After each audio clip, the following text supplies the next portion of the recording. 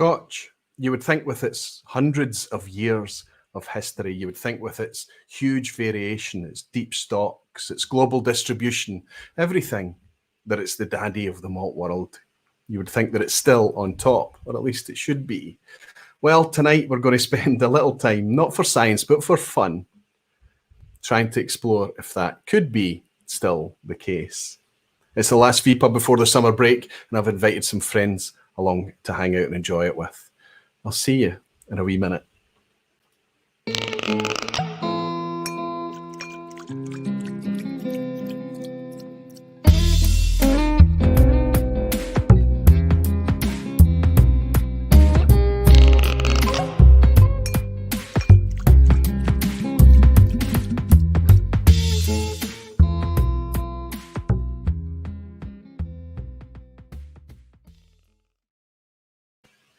Hello, whiskey folk. Hello, everybody. Welcome to the vPub. Welcome to Thursday night. I know it's the last vPub before the summer break, and that's usually always kind of a bittersweet thing for me. I'm looking forward to the rest and the time away for a wee bit, but I'm also kind of knowing that I'm going to miss you all, and there's going to be that kind of nothingness that happens in late July into August. However, there is something happening this year, and I'll fill you in a wee bit more on that in the meantime. You're not going to be without a whiskey fix in your Thursday evenings at 9:45, UK time, that is. Welcome, everybody. It's fantastic to have you all here. I hope you're relaxed and ready. I hope you've got a glass of something nice in hand. Is it a world whiskey or is it a Scotch? Is it a favourite for you? Is it something that you would be prepared to put up against other things and gamble that it could probably be better if you take other things, variables into account, such as price point and availability and things? Tonight's topic is, as I said, it's pure fun. It's meant to be pure fun. And the idea is that we take 5 whiskies that I would personally recommend, all around the same price, available everywhere. Only one of them is Scotch and the rest of them are from anywhere in the world. Put them up against each other and decide what brings the value, what brings the engagement, what's interesting, what's good quality. And is Scotch performing as we'd expect? Now, of course, everything we're going to be talking about tonight is entirely subjective. And I was very confident on a lock-in with patrons on Sunday night that the Scotch would do quite well. It did very well for me on Sunday night. And I think I was picking it fairly high up in the ranking. However, I've now approached this tonight as my 3rd time of doing this, and things are moving and switching around. It's not just the whiskies and the environment that's variable, it's very much us, and that's all part of the fun. So there's nothing scientific here, but it is a good point of discussion and it is a good wee challenge. I'm going to jump into the lounge and welcome some of you beautiful whiskey folk and dedicated barflies before we get on with our super, super busy night. Let's see who we have. Fantastic to have you all and welcome everybody. So good to see you all. David Anderson, good evening. Agroviti, sample of Scapa 16 in the glass tonight. That's the old faithful Scapa 16, long lamented, long discontinued, fantastic. It was 40% ABV as well, which is always a surprise on that. It was an excellent whiskey for that ABV. Stefan Sheerant-Leib, I think. Stefan, that looks like a brand new name. He's saying good evening, welcome. And Jimmy Legg is here. It was a bizarre thing on Sunday night, the patron-only lock-in. Jimmy missed the notification because I had to do it at very, very short notice. I do apologise to everyone. But the patron lock-in was on Sunday night and Jimmy wasn't there. It was odd not having you around, big guy. It's wonderful to have you back tonight. Good to have you, Jimmy. Whiskey Games Matthews in superb. Petehead Frank. Jimmy Jazz in the States, superb. Jimmy Welsh Toro is in as well. Good to see you, Welsh. Neil Laverty in Ireland. Helen and Andy down south, fantastic. Nigel Beale, hello everyone. Cheers and cheers to Aquaviti. Cheers to you, Nigel. Welcome and nice to have you in. My cousin Kevin is in. Kevin Grant on whiskey. Superb, buddy. Nice to have you here. BMO is here. Alistair Gray. Simon Ray. Gavin, good to have you in, Gavin. Fantastic, my friend. I hope things are doing okay for you out in the East Coast. Bud Jenkins from the States. Al is here. Blair Stevenson, I have arrived, says Blair. Gerben Blocker is here. Superb, Gerben. Nice to have you. And Kresimir is in, saying evening all. Kresimir, wonderful to have you, buddy. The Sniper King himself. Will we get a game, a visit to Speyside tonight? Will we squeeze it in? I really, really hope so. But don't worry, there might be an opportunity for Visit to Speyside to continue over the summer. Maybe all these things we'll talk about in a wee minute. Ben Demon Hunter is here. Good to have you in, Ben. Whiskey Throttle. Daniel from Canada. Fantastic. Daniel, good to have you, my friend. the Canadian John Wayne. Jerry Miller is here. Good to have you, Jerry. Billy Saunders. Drew from Arizona. Always wonderful to see that wee icon, Drew. Wonderful to have you in tonight. I hope you and the family and Corey and everyone's doing really, really well. Whiskey Radar Roland. Eric Cunliffe in Canada. Sugar Kitty is here. Not Cal. Hello from Rassy. Not Cal. Well, you're very, very welcome here. How are things out in Rassy tonight? I've actually been getting through your whiskey, the Rassy, Isle of Rassy, R01 was it called? And I'm enjoying it. Fantastic. Finally Done is here, sipping at Glengoyne Cask Strength and loving it. Fantastic. And Kevin is saying, about to pour a dram, but not sure what to put in the glass to start off tonight's theme. How about a Scotch that do you know what I'm going to do? I trust all my blind tasters tonight to the point that I'm going to put in for everybody to see what's on the table tonight, for everybody to see this. There's no way that anybody's going to click on this and go in and ruin what could be a really fun thing. And what tends to happen, I think if you did even catch a glimpse of it, you would need to admit it because it starts to seep into your language and the way that you're speaking, and it adds layers of complexity that shouldn't be there. I trust everybody. So you guys should be able to see this. If I drop this link in tonight, hopefully that link will work and you'll see a list not only of, I'm actually going to, I think I may try and cover, it doesn't matter. You can also see my rank from Sunday night, and then it changed last night, and then tonight it changed back to my Sunday night lineup again. I'll explain more later, but I'll drop this link in so everybody can see. If you're watching this on the replay, thank you so much. I'll drop all of these links in the description box below, along with chapter markers, so that you can skip ahead. I can see people pouring in, loads and loads of people. I'm going to get a warning message from Google saying you should have put up a public page and shared this publicly, and hopefully it'll hold up so that everybody gets to see what the list of whiskies are, and hopefully none of those wee icons are any of my blind tasters tonight. I know, guys, it's definitely not. So there we go. You can see that. The first thing I want to do, we've kind of been teasing it over the last few days, is talk to you a wee bit about what's going to be happening over the summer. Usually everything goes dark and there's nothing from the vPub, but this year somebody's approached me with a different idea, and I think it's a fantastic idea. And not only would I like it to happen, but I'm going to find ways to support it. So we'll get to that in a second. In the meantime, I've been talking. Sean G has just bought me a wee dram. He's bought me a virtual dram to say Aquavita. Going to have to catch this one on the replay, unfortunately. Have a great break, Roy. Sean, thank you all for your support over this year. Wonderful to have you in. Wonderful to have you buying me a virtual dram. I'll hold this wee glass up to say cheers to Sean. And I hope you enjoy it on the replay, my friend. Hopefully it's going to be a fun one. Cheers, Sean. Thank you.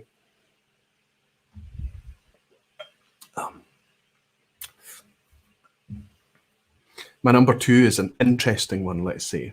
Keep coming back to it. Keep thinking it's quite interesting. Anyway, there's a whiskey festival, a virtual whiskey festival happening. I've been talking about it. We talked about it last year, and I'm talking about it again this year. But I'm going to try, in fact, I'm going to drop a link in, right?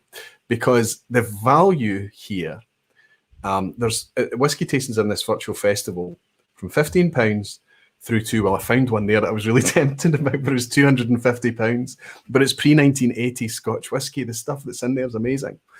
Go and have a look at the tastings available to you, to be shipped to you anywhere over the summer, over the week of the Belfast Whiskey Week, 23rd to the 31st of July. This is officially the biggest festival in Ireland. I think it's one of the biggest, if not the biggest, in the world. This is amazing. And what's amazing about it is that it's grassroots, it's community, it's grown from the community. Paul and the fantastic team over there. It's some of the people that run the Belfast Whiskey Week are barflies. It's run by us, essentially. I've got variation like you've never seen at any other whiskey festival, that I've never seen at any other whiskey festival. And the prices are very, very reasonable.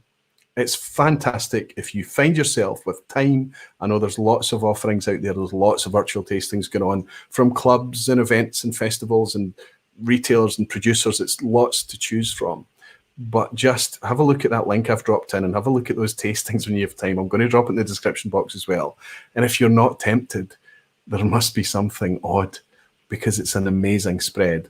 You can start to see that a lot of it's selling out. That the tickets are only on sale now for another few days, but you've got time to catch it. You've got time to get in. and get some tastings sorted. Paul and everybody behind the Belfast Whisky Week, all the team over there, and all the host tasters and all the guest hosts, all the tasters, all the participants, everybody. I hope you have a fantastic event, and it's amazing to see something be having the growth and the reaction that we've seen to the Belfast Whisky Week. Don't consider that it's Irish whiskey. It's as inclusive as you can imagine. It's just look at the list of tastings. It's amazing. Anyway, enough teasing what's happening during the summer. I'm going to bring in my first guest tonight. It's going to be a busy vPub. I'm going to need to work out to change who I am and what I do and kind of work through it as fast as I can tonight. I'll do my very, very best. I'll still try and hang out with you if I can. And I've even missed a dram coming in there from Stephen Toth over in Ireland. Can't stay long. Daughter's daycare graduation. Fantastic. Congratulations to your wee girl leaving daycare. Thank you, Roy, for facilitating joy and building friendships this past year. Enjoy your break. Block nickname gone. So you all get my real name now. Stephen, that's amazing to know that, my friend. Stephen, I believe you're over in Ireland, aren't you? Wonderful to have you participating and dropping in. Thank you for the virtual drama, friend, and congratulations to your wee girl. Cheers to you. That was a great day when the wee ones have their graduation. It's nice for them. It's nice to see them at the centre of attention. Anyway, sorry, Bud, I ordered 3 of the tasting boxes last year from the Belfast Whisky Festival, and it was fantastic value and experience. Now, Bud is in the States. It's amazing what they're able to do. Through their fulfillment partners, they're able to ship almost globally. It's brilliant. Luna Aaron's saying, hope the Belfast Whisky can send via the Republic. Otherwise, shipping and all the rest is just too much. I think they've got that well covered, Luna. Reach out to them in advance if you want to. But oh no, Stephen is actually in Vancouver in Canada. Stephen, apologies. Thank you so much for keeping me right. There's another Stephen in Ireland. I was getting you confused for a second. Now I know you're in Canada. Hopefully I won't make a mistake again. Luna, I hope that you're able to get whatever you're after. I think that they've got that covered. That was known well in advance. Superb.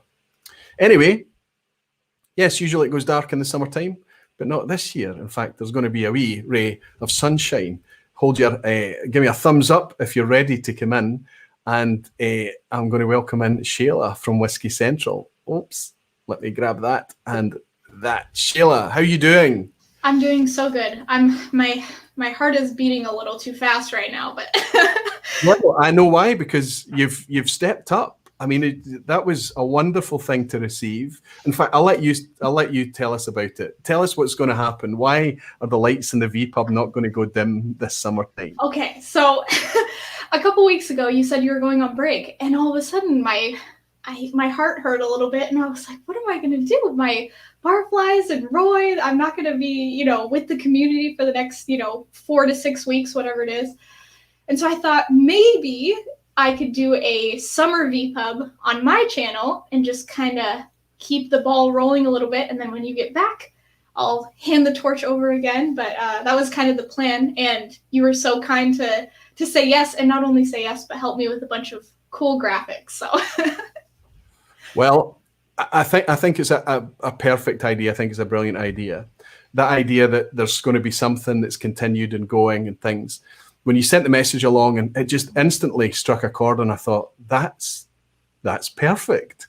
It's like a whole new thing, and it means that maybe this doesn't burden you every year. You don't need to do it every year. Maybe you want to do it again next year. I don't know. But it means that potentially we could do that for me to take wee breaks now and again with other channels and things too. I think it's a brilliant idea, and yet another example of why the WhiskyTube community is so addictive, because of that collaborative spirit, that idea, that thing that whiskey forces us to do, to get together and enjoy things together, including vPubs. So what's the idea, Sheila? You're in Mexico, right? yes, yeah. So what time is this vPub going to go out at? So it's 3:45.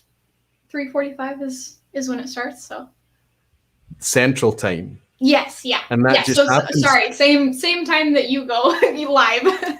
So the time slot is the exact same. Yeah. Which that's amazing. I hope that's not an inconvenience for you. And for anybody that doesn't know, what Shayla is, she's been bringing whiskey content under her channel, Whiskey Central, for a while now. Her channel's going great. I think it's fantastic to see that, Shayla. I think it's wonderful. You've had you on a few times, talked about your enthusiasm. But what I'm picking up recently is that you're becoming such a student of the subject as well. You're learning all of these things. You're applying your knowledge. You're sharing your knowledge. You're working out how that knowledge applies to the drinks that are in front of you as well. It's fantastic to see. It really, really is. Yeah. I can't think of anybody better. So you've already released it. I'm going to drop the link in the chat just now. And of course, this will also mean that there will be a quiz at the end. Yeah, that's the plan. So I'm going to do a quiz. It will probably be a quiz that most people can get a 10 out of 10 on because I'm going to be making it, but that's more fun anyway. So, but yeah, that's the plan. And then I'm not sure, I think we might still be able to do, is it a space side? I'll have to figure that out, but I think we'll still be able to do that at least for a couple of the streams, and maybe we'll have a minnow quiz. We'll see. I don't know, but yeah. Well, Menno's on standby for August. He's happy to support. So if you guys can get together and make it work, you might even be able to pull off a Menno quiz. I'm actually looking for my Is It a Speyside coin, but I was fidgeting with it before I went live, so it's probably... So you've got the coin, fantastic. Yeah. So you can show it. If you play Is It a Speyside, for anyone that wins in the lounge, in your lounge, or for anyone that wins live, I'll fulfill the coins. I'll do it. Don't worry. I'll still ship them out. So if it's a prize issue or something, we can still have that going. So Shayla, just take it and run with it and do what you want to do with it and have a bit of fun with all the barflies. I'm a little bit nervous because they're just my vPubs are just not going to be anywhere near yours. So please don't expect that. Anybody that does come over, they're going to be a lot more low key. I'll do as much research as possible, but they just won't be as quality. There's no way. So. I'll be secretly dipping in and listening on headphones from the background and picking up hints and tips and stealing little ideas and things from you. Don't worry about it. Donnerpass Whiskey Tim is saying very cool. Ryan Falscraft is saying that's so cool. Fantastic, guys. I'm glad that you're excited for it.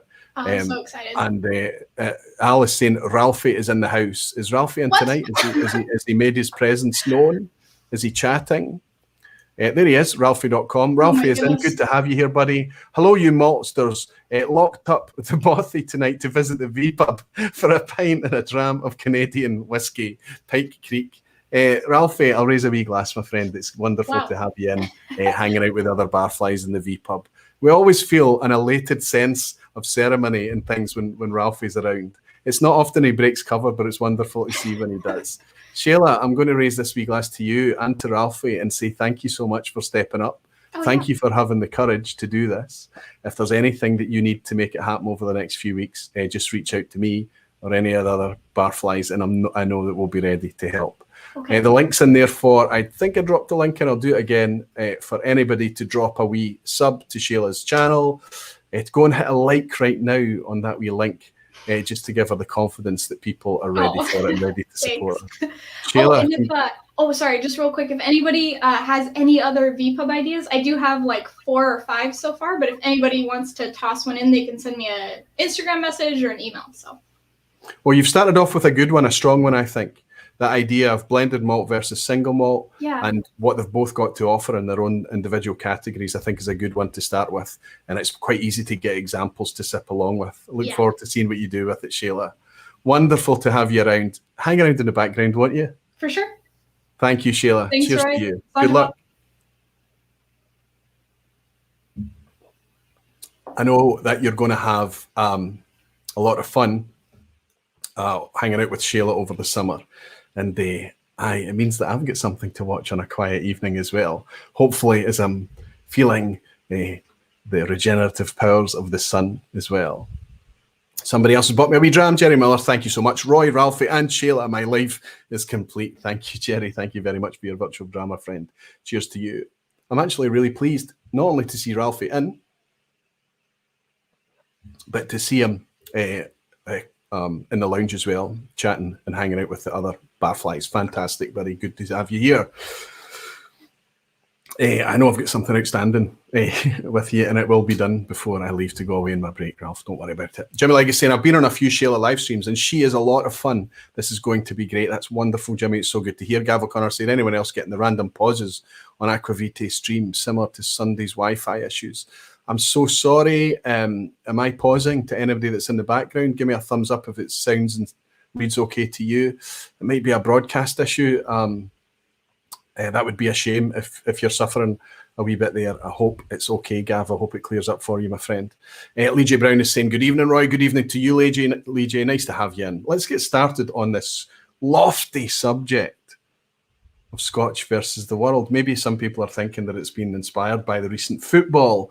Now, the Euros are happening over here, international football tournament, of course. And Scotland played very, very well, but never progressed out the group stages. That's okay. Lots of encouraging things there happening on the Scotland side. It wasn't inspired by that. It's been on the radar for a long, long time, but it was probably brought forward, and I thought it would be a good subject to involve friends in the community and bring them in and do this kind of fun thing. This idea that we would take a strong malt whiskey, one that I would recommend, and pitch it alongside 4 world whiskies. 4 that I would recommend. They all have to be around about the same price. They have to be widely available. None of these kind of bottle chaser type things. They have to be things that people can get their hands on, not pay too much money for, and things that I would still recommend despite that. And I think that that's what I've put together. I'm now my 3rd time through this lineup. What I've been doing is sipping them blind. I know it's in there, of course. So it's semi-blind for me. For all the tasters that are participating tonight, it's fully blind.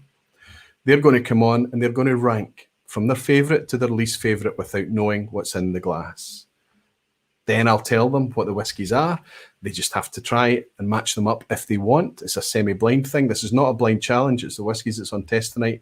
And while they're doing that in the background, I've got another guest that I'll bring in, Dave Beck, a barfly, a patron, and a guy that's been working for the last 2 years of his life on a passion project to make a whiskey-themed board game. That has now come to fruition, and it's very, very exciting. So we'll bring Dave in and talk about that.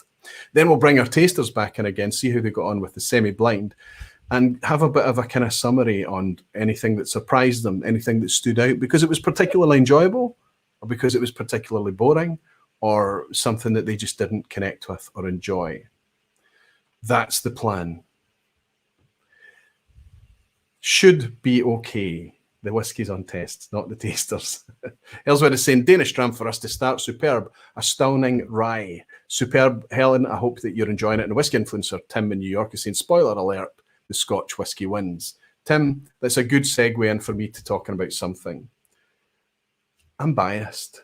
I'm looking for the Scotch, and I'm going to place it close to the front because that's where my groove is. That's what I love. It's a whiskey I like. And the Scotch whiskey I've picked for tonight's lineup is one that I particularly like. I'm hoping it does well, and I'm biased. Even although my tasters tonight are sipping all of them blind, they may also be biased and put the ones that taste more like Scotch to the front. So when I realised I was reaching out to the Glasgow Bottle Chasers, Seve, Scott and Gregor, I realised that I had to change the weighting a wee bit. Gregor's on holiday, couldn't make it. So I decided to reach out to YouTube channels. I reached out to Vin at No Nonsense Whisky, completely inclusive, very promiscuous when it comes to whiskey. I reached out to Jim Ingram over in Ireland. Again, he just likes good liquid. He's not interested in where it's from. And also I reached out to Jason Calori in the States. And Jason, I need to make it up to you, buddy. I sent out packages to you, to Jason Cons, to Curtis Campbell. Curtis and Jason got their packages and you are still waiting on yours. So Jason's having to sit this one out tonight, but that's okay. You'll be able to do it in the background. And Jason, you and I can collaborate after the summer break, buddy. I hope I can find some way to make it up to you. The fault is solely mine. Usually the Mule Network works. It would be nice if it appeared at the last minute and he just appeared, but I don't think so. So there is going to be potentially some bias happening here. But as we discuss it and as we talk it through, you'll spot that bias and you can factor that into your own interpretation of how things are going on. Let's reach out to my friends here. Let's reach out first to Seve, to Scott, and Doc, McAllen Fine and Rare. Superb. Oops. Hello, Barflies. Volume. I'm trying to add Doc. Here he is now. There you go. Fantastic. There we go. Seve, good to see you. Scott, good to see Ron. you. Doc, fantastic Yeah, to Ron. see you Hello, all. everybody. Doc, you're a bottle chaser this evening. 3 members of the community to go into. Now, we have to be honest. All of us are happy to drink international whiskies, but I have to say that all 4 of you guys, you're rooted in Scotch, right? Yeah, that's Absolutely. right. Absolutely. That's what strums the strings. That's what kind of gets the juices going. So it's interesting that you're sitting here with 5 glasses in front of you and you don't know what the Scotch is. No. Oh, Seve's. Okay, you have an inkling, Seve. You do. I can see by your reaction there. But unless you've clicked on that link in the chat, you can't know, right? I don't know. It's funny actually, and I know you'll talk about this, but there was, when I first tasted them, just straight out the bottle, there was only one that really sang to me, and I thought to myself, and I went back, and I have to say, as from they've opened up a little bit. I've added a little bit of water to some of them. The others have got better, but there's still one that shines. Standing out. Well, that's interesting, and I wonder if that's a good thing. It may be the Scotch and it may not be. I would say if I was to summarize your palate, you like the bold, you like the beefy, you like the oddballs. If there's a dirty whiskey in a lineup, you'll be drawn to the dirty one, the one with the lots of wine maturation going on, lots of kind of wine flavors and that kind of dry tannic fruit and things. You're drawn in those really interesting, bold and bright directions, aren't you? Yes, that's correct. Absolutely. I wonder if that's what you've picked tonight. Whereas Scotty, in my experience, you're drawn to stick it in an ex-hoggy, an old hoggy, an old refill cask, some old distillery wood, leave it for a couple of dozen years, please. Don't touch it. Don't mess around with it. Is that right? Yeah, don't give me any finishes or any seasoned wood nonsense. Just put it in a bourbon cask and leave it and give me it in 21 years' time. Done. And while you're there, make it somewhere close to Brora, Sutherland, right? Make it round about that area would be lovely. So that's a nice contrast we've got here with Seve and Scott. I think that's good. And maybe that'll kind of factor into the lineup tonight. And Doc, you've been collecting and drinking whiskies to the point that you're getting a bit jaded by some of the boring stuff these days, right? I think you're at the point. I would argue I can handle them all, so I'm fine with anything. I think your only Achilles heel could be bourbon. Oh yeah, I think that's known to the community. I'm not. I'm not going to let it. I'm going to keep beating you over the head with bourbons until I get you to say, "Okay, this is nice." Never mind. But that's another good reason for you to be here. I will tell you right now. I'll tell everyone there are no bourbons in the lineup tonight. There's definitely no bourbon in the lineup. Yeah, absolutely. This is more focused on the malt end of the spectrum. There may be in the mash bills in here. There may be things that's not exclusively 100% malted barley. There may not be. I'm just suggesting that I can tell you that there's definitely no bourbon in here, and you've already worked that out, Doc. You've been collecting whiskey for a long time. What's your favoured profile? It's a little bit like music in my case. So it depends on the mood. So there's not really a favorite profile. One day I love the Lagavulins and the Octomores and so forth. The next day is going to be a smooth and easy drinking sipper. It depends on the context, depends on the community I'm in and so forth. So I'm really flexible. In that case, before I go and speak to the 2 YouTube channels that are involved tonight, and then I'm going to bring you in individually one at a time, Seve, Scott, then Doc, and we'll talk to you individually on what your favourites are and your rankings. Can we all just admit that actually despite being biased towards Scotch, honestly, even myself, we are all whiskey promiscuous? Oh yeah, very much so. Yeah. Fantastic. Yeah, if it's good, I don't care where it's made. If it's good stuff, it's good stuff. Wonderful Exactly. stuff. In that case, make sure that you've locked in your favourite to least favourite, any wee notes that you want to share, and I'll bring you back in individually in a second. Thanks, guys. Thanks very much. Doc, I'll see you soon. Man. Thanks, Roy. Scotty, I'll see you soon, buddy. Seve, I'll see you soon, big guy. Cheers. Fantastic. Let's reach out to our 2 YouTube channels and see. All of those guys looked quite bright-eyed, bushy-tailed, and confident, I would even say. Let's bring in Vin from No Nonsense Whisky, and let's bring in Jim Ingram from Ireland. I'll do this with the screen so we can see everything a wee bit better. Vin, thanks for your support again once more. Thanks for being brave enough. Vin, every time he gets a message or a call from me, he knows what the remit is. I'm going to be throwing blind samples at him and asking him to come on live and sip along blind without knowing what it is. I think you're okay with that though, Vin, right? Absolutely. I think like these days when you get an email from Roy, there's not even a to and a fro anymore. It's like, do you want some samples? Yes. And then it's like, join the stream later. We don't need to organise it. We know what's happening. I know, buddy. And I have to always remember that you were the first guy to step up and take the Aquavita blind challenge way back in, I don't know when that was, 2017 or something. It's amazing. And your courage. And it doesn't matter. You've had enough success coupled with enough egg in your face. It's just water off a duck's back now. You don't care, right? Ah, absolutely, fantastic. Yeah. I mean, it's almost impossible to be an expert at this without some sort of serious training, I think. And it's all fair to say that none of us have serious training.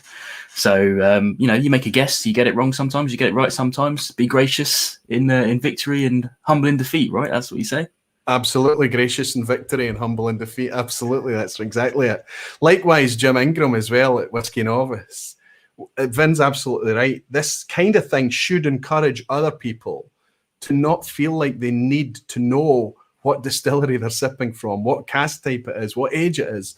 The most important thing is that they drink the whiskey with an open mind, enjoy it as much as they possibly can, and vocalize what's in front of them as much as they possibly can. Would you say, Jim? 100%, Roy. 100%. I mean, it's like what Vin said there. When you ask, I'm there, obviously. And it's just one of those things that, I mean, anybody who watched it at the time, Seve let himself down. And I'm going to say the words let himself down about the Kilkerran. But, it was one of those things that it's what, I was speaking to my wife about it earlier. You open yourself up and you say what you mean. It's that simple. You can only say what you like at the time. Really? You say Seve letting himself down, but you will have to admit that the step of progress that he took by doing that and learning that lesson from it is huge, because that means that every kind of blind tasting that you turn up to in the future, despite the confidence he had with that Kilkerran 12, whiskey taught him a lesson. Whiskey took his trousers down and said, no, I'm in charge. You might think you've got your head around this, but it's not. And that's kind of the thing as well, is to kind of teach people that, these people that say, oh, you think you're a whiskey guy, do you? And they put a dram in front of you and they say, tell us what's in the glass then. You just got to be kind of kind and try and help them understand why you're probably not going to be able to do that. And I think that even more than wine, I don't have much experience in wine, but the complexity just inside Scotch whiskey is so huge that it makes it an impossible task unless it's a standout example of a particular style or a particular distillery that you've come to know, without fathoming in all the new creations that we're having with new wood coming along, international whiskies from England and Ireland and Wales and the continent and the world and beyond, and it's dizzying. What chance have we got, guys? Exactly. Your eyes are open. I mean, it's opening our eyes to what's new, what's out there, and what's, this has been my beef for a while about the Irish whiskey distillers, and I've said this before about the new distilleries, and we'll learn as we go along from them about taking away, what's borrowed whiskey, what they're using as I'm saying borrowed whiskey. They're taking whiskies from standard distillers and then casking it, because they don't have their own whiskey yet. They don't have their own spirit to put out. Yes, they've not been producing for long enough. Yeah. And I appreciate that that's even harder, because there probably isn't the same depths of stock and variation in Ireland for them to do everything that they want to do. Yeah. Yeah. So we're learning from it. It's all absolutely. But you are, and I think that you've got an eye on Irish whiskey. You know what's happening there. You enjoy your Irish whiskies, but you are pretty much like the three bottle chasers I had in there earlier, the same as Vin. Vin, you go anywhere where there's value. I think you're always trying to chase the value in whiskey. You're always trying to find whiskey that you can afford and get your hands on easily. But you don't care where it's from either, do you? Not even in the slightest. No. I mean, it could be made in a back alley somewhere, and if it's not going to kill me and it tastes good and the value is good, I'm happy with it. So and you want to share it and talk about it. yeah, exactly that. I mean, Scotch is great. I have to say, I'm having a bit of a renaissance with Scotch at the moment. I've been known to deviate from Scotch, and although I've not been covering a lot of Scotch on my channel recently, I've got a big run of Scotch coming up. So I'm sort of you disappear for a bit, you come back for a bit. It's all good. Yeah. It's all whiskey, right? For anybody that's got a beef on about us using the terminology Scotch tonight, because anybody in Scotland, we don't call it Scotch. It's not, it's whiskey. It's just whiskey. But it's obviously, in the context of this evening, we have to, and I use that regularly in the channel to differentiate Scotch from anything else. Jim, what's your preferences at the minute? I know that you're into your Irish and things, but you're a Scotch lover at heart, are you not? Oh, I'm a Scotch man all day long. And I mean, weirdly, it's all... Well, it's not weirdly. I'm all Campbelltown and Islay, really, is where my heart lies. But interestingly, that's the closest geographically to where you're located. Exactly. And I mean, people think that because I live on the island of Ireland, I've got to love Irish whiskey. But no, I live closer to Campbelltown and Islay. Campbelltown and Islay. And as I said to you, I'll be over those ways within the next couple of weeks, and I'm looking forward to visiting different areas of Scotland that I haven't touched on before. Not that I haven't touched on, but I'll be looking forward to it. It'll be amazing, Jim. You'll be looking at everything in a very, very different way. I think Loch Lomond is going to impress you, buddy. I think you're going to enjoy it. It'll be amazing. Yeah, listen, guys, I'm going to drop you into the background, let you lock in your favourite to your least favourite, any wee comments that you want to share, and I'll bring you on individually in a wee second. Thank you for being brave and stepping up. As always, Vin, it's amazing to have you here, buddy. Thank you so much. I'll see you in a second. And Jim, I'll bring you back in very, very shortly, my friend. Thanks for stepping forward. See you in a second. I've missed a wee dram here. I want to catch this. Kilco, that's Brian. I got to pour some North Star Spica 40 for my 41st birthday yesterday. It is absolutely delicious. Well done to you. Can we all raise a wee glass and just put in a wee round of applause for Brian here? Celebrating his 41st birthday yesterday, and say many happy returns, buddy. Cheers to you, and what a cracking dram to be able to mark your 41st year too. Cheers, Brian. And thank you for your virtual dram. Happy birthday. And Whiskey Raider is asking a good question. He's asking if the blind challenge loop is still on. Yes, it very much is. The buck is with me. I've got footage from Sean at Scotch Test Dummies. It needs edited, it needs put together. I'm delinquent with that. Maybe I'll get some time over the summer, to put that together for Sean and the guys over at Scotch for Dummies channel in the States and get it back to them so that they can release it on their channel. But it's still very much alive. Thanks for asking, Roland. A wee dram's coming in from Indian Petehead saying, cheers, everyone. Cheers to you, Indian Petehead. That looks like a new name to me, but thanks for the virtual dram and nice to welcome you in, my friend. Cheers.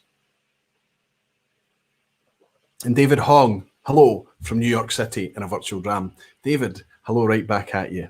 I used to live in New York in my early 20s when I was 21 years old. What a fabulous experience it was. Thanks for the dram. Cheers, David. This middle one in my blind challenge, I've ranked it again tonight. The middle three, I could switch them around in any order. There's a clear favourite. There's a clear least favourite. And drinking it in isolation, I can still enjoy it very, very much. This is not about finding any bad whiskey. But the middle three, I could chop and change for various reasons. Whiskey Influencer Tim is saying your lineup, Evan Williams, Bottom Shelf Bourbon, Jameson Swill Edition, Nikka, not really Japanese whiskey, Taiwan, not actually whiskey, and Springbank 25. This will prove who does it best. See, that's the thing, is that there are some in here, Taiwanese whiskies, even the ones that you can get tend to be a wee bit more expensive, absolutely. Springbank 25, it's not within my budget. I'm not going to be buying a bottle of Springbank 25. These had to be affordable and available whiskies everywhere, Tim. Appreciate what you're saying. I have not loaded it in this in the favour of Scotch. Everything had to be the same price, widely available everywhere. I tried to go for natural presentation, but in some areas that's difficult. We can talk about that as the night goes on, but I appreciate your point, absolutely. Let's bring in our first guest. Let's bring in Seve, who looked more confident than anyone else. I just want to make sure. And let's get his ranking. I've got a little screen here that I should be able to edit this. Whoops, a daisy. I should be able to edit this screen while we're live.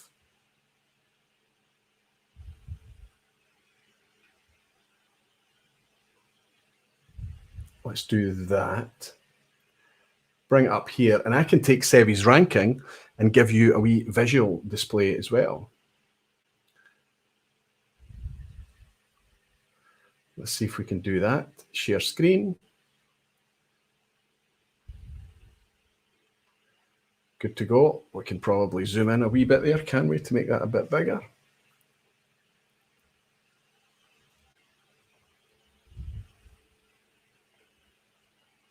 We'll try that. Seve, you seemed confident a second ago, buddy. And look at you're wearing a, you're celebrating the fact that we played well, of course. Of course, absolutely. Sorry, we snatched defeat from the jaws of victory once more. Typically Scottish, but was it not just amazing though to have something to celebrate? The fantastic fact that we were in a finals again, it was just that jolt of energy, and it doesn't matter. It's kind of interesting, the division that we can have in our lives. But when your national team is there, everybody's just behind. So it was good fun for a few days. It was very good. There's been a chance at the next one, right, buddy? Absolutely. Thanks. I think we've got good prospects in the future. There's a few good teams actually that I think could have good prospects for the future. Maybe some of the old guard, are not. A lot of youth, absolutely. Yes, absolutely. That's right. Fantastic. Anyway, don't get distracted about football. I know I want to talk about it, but the whiskies in front of you, when I said none of these guys know what the Scotch is, you felt like you did now without revealing anything. Was that because it was something you felt you liked? It was. Now, what I will have to say, since we've spoken before, and I have re-ranked these whiskies no less than 3 times. That's what happens. You have to go with your first pass sometimes, don't you? Because you're sipping through and going back, you can easily talk yourself backwards and forwards, and your palate becomes confused. Did you find that was what was happening? It was, yeah. Like I was trying to take a little bit of water, had like maybe a little kind of piece of oat cake to try and kind of cleanse the palate. But then what I found was there's definitely one that's singing to me, and it has continually sang to me. But it's kind of moved from first to second place. There was one that for some reason I got like a slightly dirtier, as you were saying, kind of a little bit more bold kind of flavour to it. However, the one that I ranked first is now second, but I still think it might go back to first because it's very clean. It's very it's kind of a bit of the antithesis of what I usually go for, but I still like that sort of stuff. I appreciate the candid reply, because it's okay to put what you, even if you know that it's the Scotch and you kind of like, but putting something that you might prefer more than what you think is the Scotch. Certainly one of the top 2 sounds to me like it might be the Scotch. And the other one you're thinking might be something that's not Scotch, but still very, very interesting that you're enjoying. Is that kind of, or am I picking it up wrong?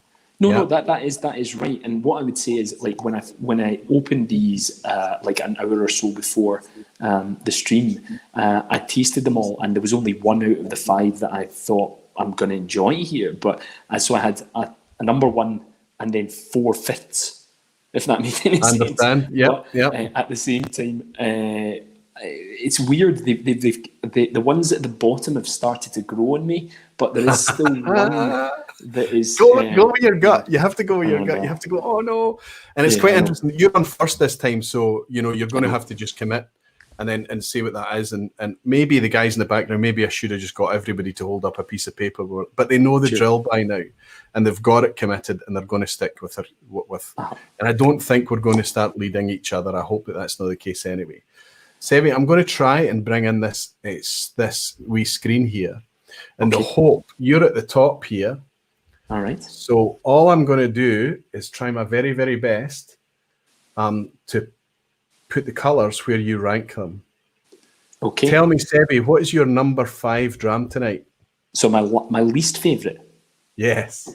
But the thing is, like, I feel bad for this dram because it's actually one of the ones that's grown on me the most, but it's not gone any further than fifth. The Good. fifth dram is pink. Pink is your fifth. Yes, that's my least favourite. Okay. But that sounds terrible. It sounds terrible. It's not really. I'm still enjoying it, but no, I think it's good. I think it's good that you're saying that, because even although you've been forced to pick something over something else, you're enjoying all of these, which is a good start. These are all whiskies I would recommend, remember. Yes. What's your number 4? Sorry, just for that one, the only reason I put it in fifth is because I get a really weird taste of pencil shavings. And I remember, and this isn't me just having a dig at Jim for Irish whiskey, but I had a Method Madness grain that tasted completely of pencil shavings, and it's kind of given me, it's really put me off that style of kind of whiskey. But anyway, sorry, I won't digress. What's your number 4 then? Is red. Number 4 is red. Number 4 is red, but like you, I kind of feel like 2, well, maybe 3 and 4 actually. Sorry, not 2. 3 and 4 are quite close together. So interchangeable. Red, yeah. So what's number 3 then? Number 3 is yellow. Yellow. Okay, and now the top 2 have interchanged quite a lot. Oh, am I going to backwards and forwards on blue and green then? What's going to take top spot?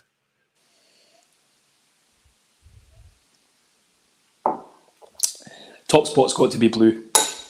Right, for anybody that's picking this up now, I'm just going to drop in another link so that people can watch in the background to see what this is. Our tasters are not interested in this link. They will not look at this link. But anybody that's in the lounge, they can drop in on this and they can see what we have.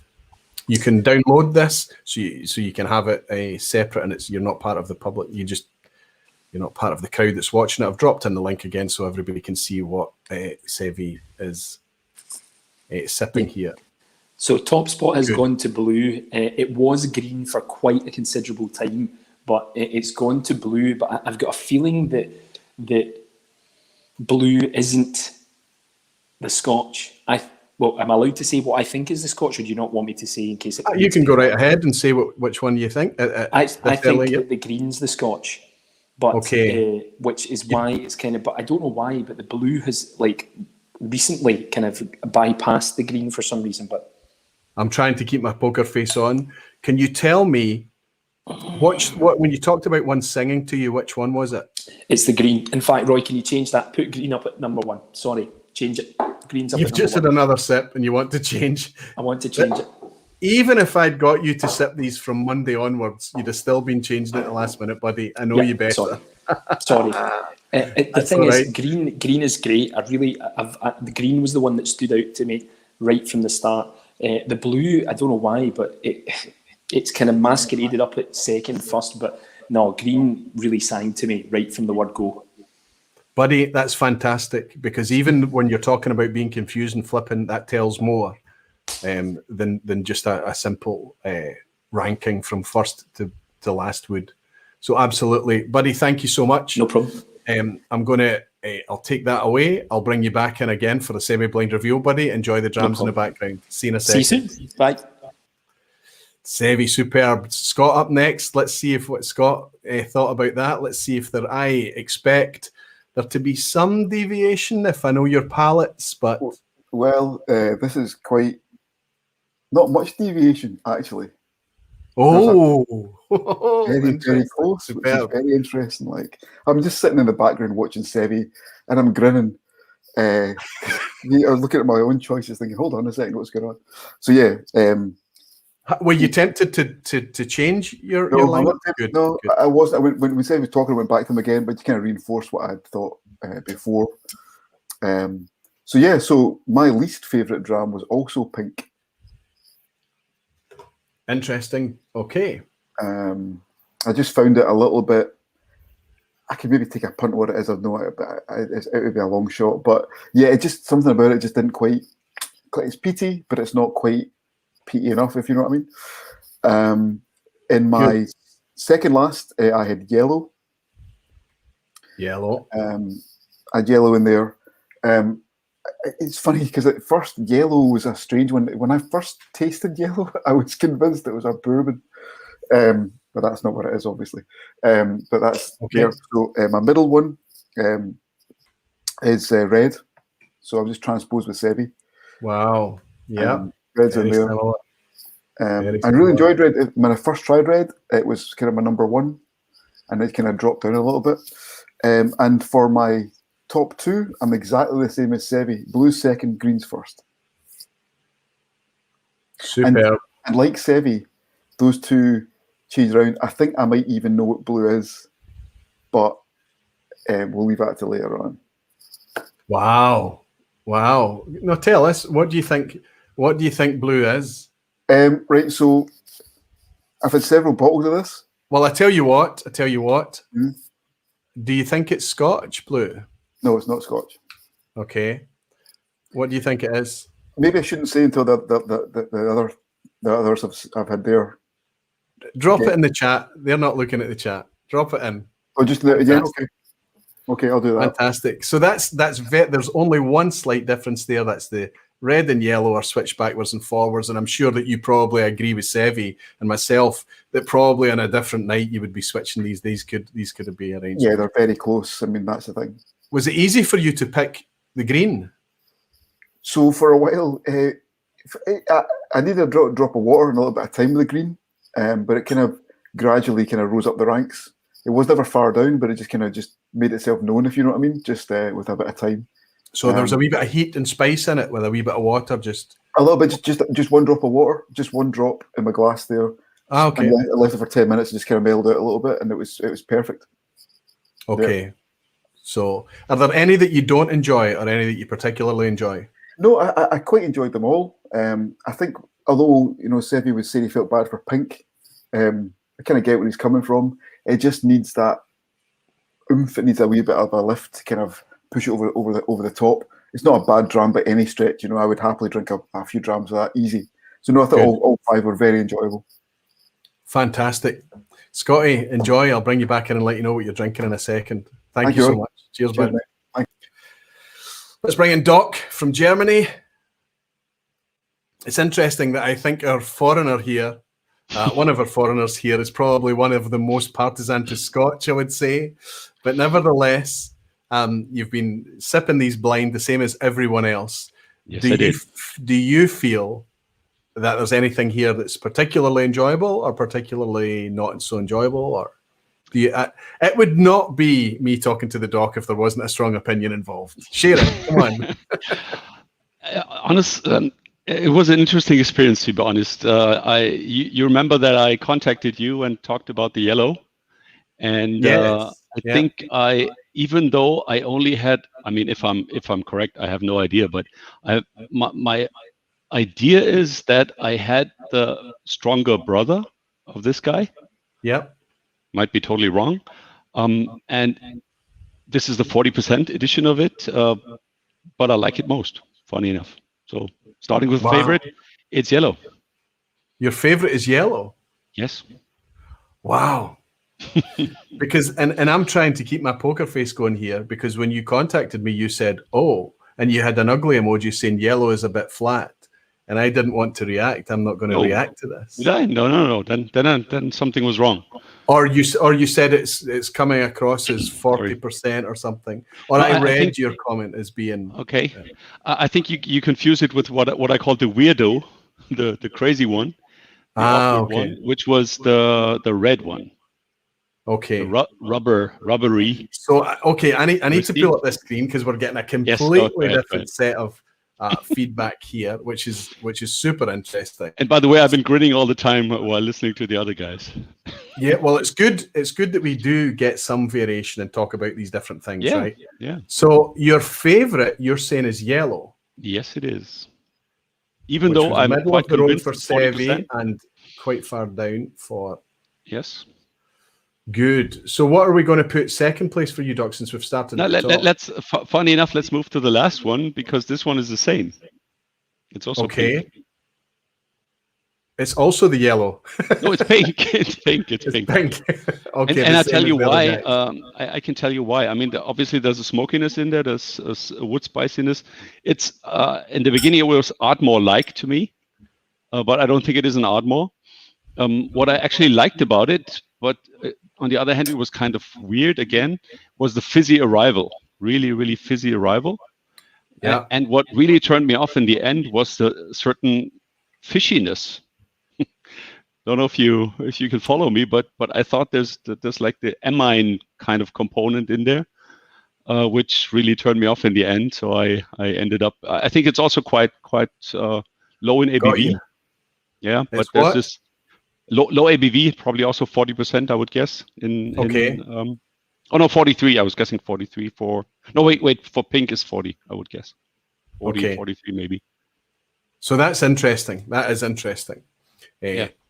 Ben is saying, I love it when Roy does these blinds, so informative, educational, and usually hilarious. I'm trying hard to keep my poker face here, Ben. I'm most hilarious probably, but okay, Yeah. so be it. No, not at all. We've got 3 blanks to fill in then, buddy. What do you have? Yes, let's move on to my second favorite, which is green. Take the green one from up here. Yeah, so that's quite close to the others. Your second favorite? This, by the way, I would assume is the Scotch. You think green is Scotch? Are you putting it in think second so. place? Yes. Yes. Okay. And you think it's Scotch? Interesting. So. Next one. 43% probably. Probably the strongest one. And this is funny enough. The third one is blue. Blue. Yes. Which would mean that your red is fourth obviously place is red. Yes. Okay, excellent stuff. So let's try and make this drop in. I keep looking at the wrong screen to remove these around the place. There we go. So and funny enough, for the red one, I have an idea. I never tasted that whiskey, but I heard so much about it. So let me just kick it out. Might be completely crazy, but I think it's like 45%, which would make sense. There's bubblegum, sweet fruit, citrus, orange, confectionery elements in there. So no idea why I say that, because I never tried it, but I would argue Nika coffee malt. But again, I might be completely crazy here. Fantastic. And again, I never tried it, so. No, again, poker face, no reaction from me. Okay, go ahead. But you've bucked a trend. We can see that. I think so far the strongest performer is clearly green. Yellow has just been given a big boost. Mm-hmm. Blue and red are well, blue's strong.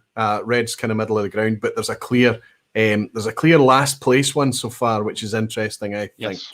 Yeah. Superb. Now I think I need to disclose what I think the yellow one is, just for fun.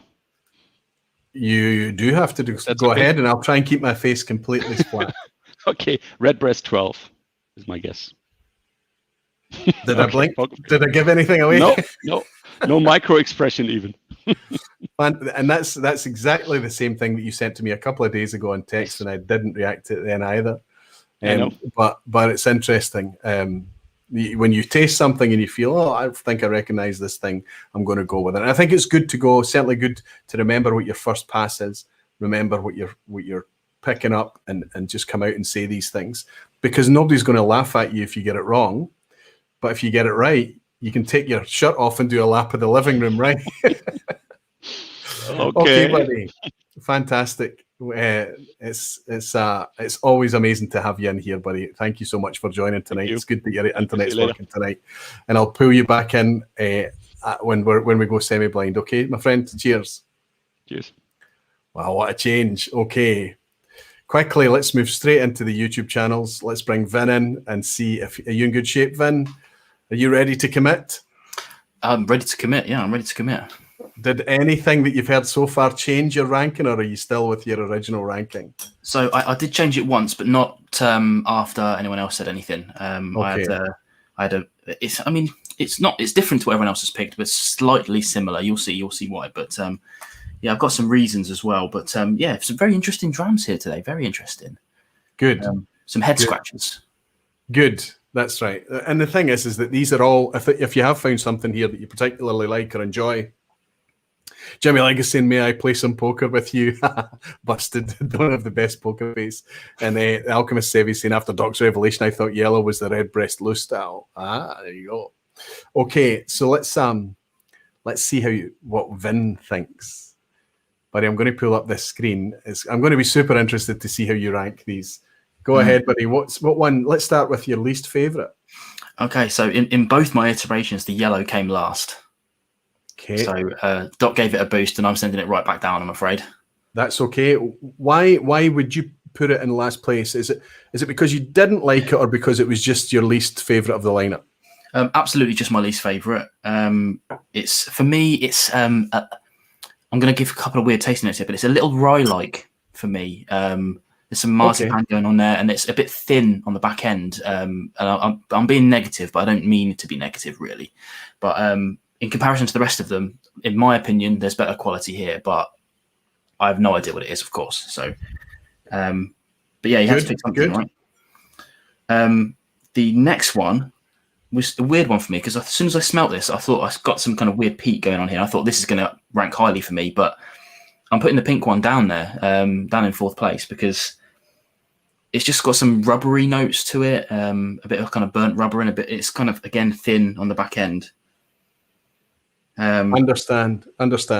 Exactly what you're talking about. Yeah, because you know me. I mean, you said the other guys, you know what they're looking at. You know what I'm after. I'm after kind of big, bold, punchy flavors, chewy whiskey, viscosity, that sort of thing is what I'm after. And Absolutely. Those two got put down here because I guess they're relatively low on ABV, but I don't know. Similar feedback to Doc on the pink one as well. He felt it was a wee bit thin, maybe. Good. Next one. Yeah. So next, I went for red. Now, originally, I had red and pink the other way around, but I changed my mind about 10 minutes ago, as we are wont to do. Not really sure why. I felt it was a bit. It was quite malty. It felt quite young. The ABV could be a little high, but it's. I say high. I mean like higher 40s. I'm guessing.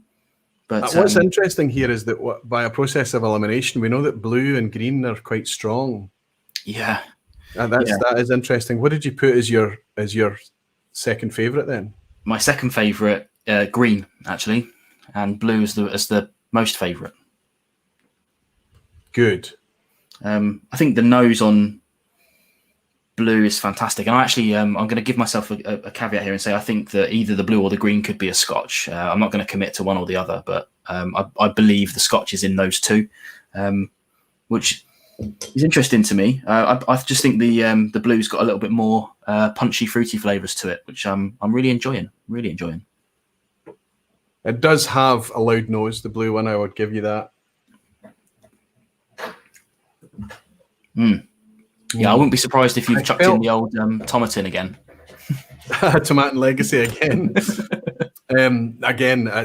Much for the same reason I didn't put Kilkerran 12, and Tomatin Legacy got a break tonight. I will say that no, I can't say, because I'm still waiting on Jim Ingram, so I won't. I'll reserve till the end. I'll go through what my opinion was on each of these, because of course I need to keep my opinions till the end, because guess what?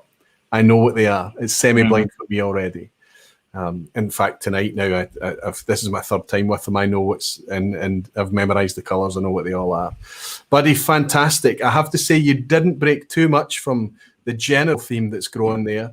Blue and green are still doing strong. Middle of the board for red. Pink and yellow yellow's a wee bit all over the place, but pink they got a slight boost from you, but still at the tail end, I would say. Superb. Any that you would love? Any that you would love to not have? All of them interesting for £40 and under? Yeah, absolutely. I mean, you know me, I like to keep my portfolio diverse. So there's definitely whiskies that I have right now downstairs that I don't reach for every time. But as you say constantly, you know, your caveat is that I reserve the right to change my mind tomorrow, in an hour, in a year's time, depending on what I've eaten, who I'm with, whatever. I don't feel like. So like the other guys, I feel like my top two could be interchangeable and my bottom three could be interchangeable, but I don't think the two groups would bleed across each other. That makes perfect sense. Yep. Yeah. Perfect sense to me. It's like Seve having his favourite and then his 4.5s when he first went into it. That made perfect sense to me as well. I've Yeah. got a clear favourite, a clear tail ender, and the three in the middle are all over the place. Absolutely. Yeah, Buddy, it's always nice to have you, and it's always nice to have you hanging out behind the bar at the VPub. Thanks very much. You're not taking a summer break this year? Well, I might be. I'm moving house at some undisclosed point in the future. Yeah. So at some point, I'm probably going to have to, while I redo the studio. But the wife isn't watching, but she doesn't know which room I've picked yet. It'll be a good one. It'll be a good one. But yeah, maybe there'll be a bit of lapse. Okay, fantastic. But if I know Mr. Consistent, he'll have his content prepped and ready. Cheers, buddy. I'll speak to you in a wee minute. Thanks, Cheers. man. Superb. One more guy to go. I'll bring in Jim Ingram as well. Multi-mission is saying, and I'm home. Hi all. I missed the first hour. I need to catch the replay. Have a great summer break. Roy Aquavita, enjoy this one. Looking forward to the replay. But for tonight, it's multi out. Menno, I know you're always used to hanging out here. I know you've had a busy night tonight as well. We might see you appearing, popping your head above the parapet over on Shayla's channel over the summer break. And if not, we'll be back after the summer break to bring the occasional Menno challenging quiz too. Good. Thanks for dropping in and saying hello, buddy. Okay, let's get Jim Ingram in. Let's see how he rounds things out before I reveal my favourites. Jim, how are you? I'm the very best, Roy. Thank you. Are you confused or are you calm? I was confused. Because I was a bit like Vin. I didn't get a chance to actually try these until about an hour prior to going live, but I think they've sold themselves out very easily, strangely. That's interesting. That is interesting. And so you think that they've kind of settled down into an obvious pick for you? Is that what's happened?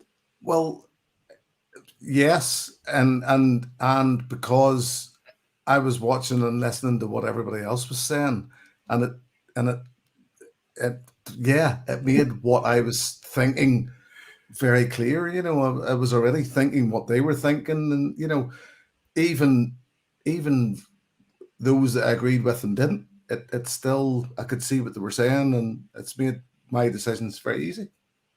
Superb. Let's hear what the Whiskey Novice's opinion is. What did you put down at the tail end, Jim?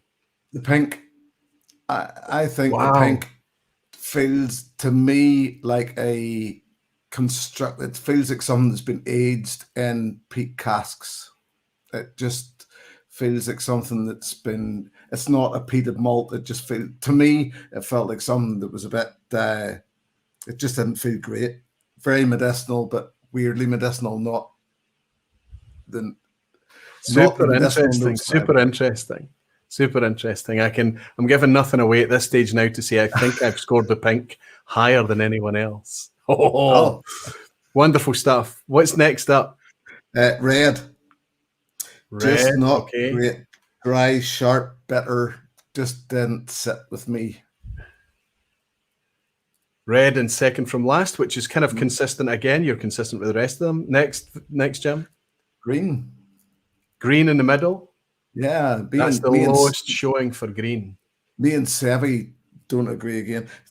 Green, it was just a bit sharp, dry, a little bitter. To me, it felt like a Macmira. It felt, and I've said before that I don't like, it's not that I don't like Macmira, but there's certain Macmira expressions that don't sit with me, and it felt like one of them that just had something about it that sat like that. And I'm not saying it's a specific whiskey, I'm not saying it's a specific place, it just had that thing about it for me that didn't sit very well. So Jimmy Legg is saying a man who loves Campbelltown knows all. So he's taking your word as gospel tonight. What did you place in number 2 then, Jim? I actually, this was the struggle. This was the only place where I had a bit of a debate with myself, but I put the blue in second. You put blue in second? Yeah, the blue at the first pass was my favorite. Easy, my favorite. It felt a bit young, a bit virgin oak, and it was a bit spicy, but then it came good. I actually think the blue, if anything, if you ask me, I would say the blue was the Scotch to me personally. And it's because of what the yellow did. And I agree totally with Doc that I feel that the yellow is a single pot still. And it just has that feel about it, and it just has the feel of a good single pot still about it, and I really enjoyed it. And the blue, it just pushed the blue over. That's what happened. Amazing. Wonderful feedback, wonderful comments, superb to hear. So I think what I'm going to do now, Jim, is I'm going to ask you, well, before you go, I think it's obvious what stood out to you. The yellow one stood out. You feel quite, and single pot still whiskey, if that's what that is a whiskey that's close to both our hearts. We both love single pot still Irish. It's a wonderful take on whiskey. But even although you said that the green reminded you a wee bit of a McMira that you might not like, were the green, the red, or the pink, were any of those whiskies you don't like, or ones that just were less preferred on the night? Was there anything that you didn't connect with? The pink I really did not connect with. It just, as I say, to me it felt like something manufactured, engineered. Yeah. It felt like something that they were trying to make it taste like a peated whiskey, but didn't taste like a peated whiskey. The red, it was weird. It wasn't just. I think there was a bitter finish on it that I don't like, and the green just was somewhere in the middle, a bit rye or something that was a bit, just didn't sell very well for me. Got you. Well, I'm going to reveal mine in a second, but I'll bring you back. I'll bring you all back in when I do that, and I'll talk through why I've put mine in the order that I have as well. And I'll jump into the lounge just now, Jim. But thanks very much. Thanks for sharing. Thanks for being brave. No worries. I'll bring you back in, and you can I'll reveal what you've been sipping, my friend. Cheers. There you go. Not a lot of deviation there, actually. If you look at it, let's bring that up again so everybody can see. You can see that the green has been strong. It started really strong, slipped second place. It's dropped to third with Jim, but it's remained strong. Over the course, it looks like green is strongest, followed by blue, followed by yellow. It looks like yellow. Maybe that could end up being a tie with red. I don't know. Somebody else that's better at maths will need to do it when I've revealed mine, I think. And then pink coming up least favoured on the night. So you all want to know what you're sipping. And I understand that. I'm going to just tell everybody just now. Jimmy Jazz is saying, I have 4 of the 5. Oh, he's saying my order: blue, green, yellow, red. That's interesting. So he's gone off and grabbed them. And he's saying that yellow is the weirdo. In some ways, you're right, Jimmy. Yeah. Superb. So let's just get this done. I'm going to tell everybody what they're sipping so they can go away and do a semi-blind matchup. Then I'll bring in Dave Beck and we can talk about this amazing game and an amazing story behind it too. And then we can get on with working out what the solutions are. Let me tell you everybody now. Let's bring everybody in. Let's bring in Seve. Let's bring in, Seve. Let's bring in Scott. Let's bring in Doc. Let's bring in Vin. And let's bring in Jim. I've got so many people backstage right now. Superb. Will that make a difference if I do that? Yeah, it kind of does a wee bit. Okay, if I share the screen here, I'm going to reveal to you what my favourites were. Or should I do this before I tell you what I'm... Yeah, it's okay, because I'm sure that you would potentially trust that I wouldn't necessarily be putting the Scotch first, right? Yeah, sure. Or should I leave it? Or is this a good chance? Leave it. Is this a good place to say if anyone wants to take a punt on what something is before the big review? I think that's a very good time to do it. We've already had Doc suggesting that yellow was Redbreast 12. Yep. We had some agreement there from Jim. Yep. And Seve thinks I thought the yellow was the Lustau. Lustau is a 46%. The 12 is a 40. Scotty, what are you confident about? Tell us. Right. It's interesting just watching Vin's selection and knowing Vin's connection. I think with what this is, I think blue. I think it's a Cotswolds, and I was going to say that earlier on. That's my feeling because I've had a few bottles of it. It's got cherry. And Vin cream. picked it as his favourite, which makes, I suppose, sense because Vin does love the Cotswolds. When Vin picked that one, I kind of cemented it for me. And I'm going to take a total like free kick from the halfway line. Go. Do a James McFadden go. Let's do it, right. So I think Pink is a Swedish whiskey, but this is nonsense. This is like completely off the charts. I'm going to just pin it because I think it's maybe the old box or the High Coast, Dalby. That's what I get from that one. It may be completely wrong, but I get a plasticky peat. Not cheap peat this time, guys, but plastic peat. Plastic Not cheap peat. Not cheap peat, but Plastic plastic peat. peat. Plastic Right. will do, Scott.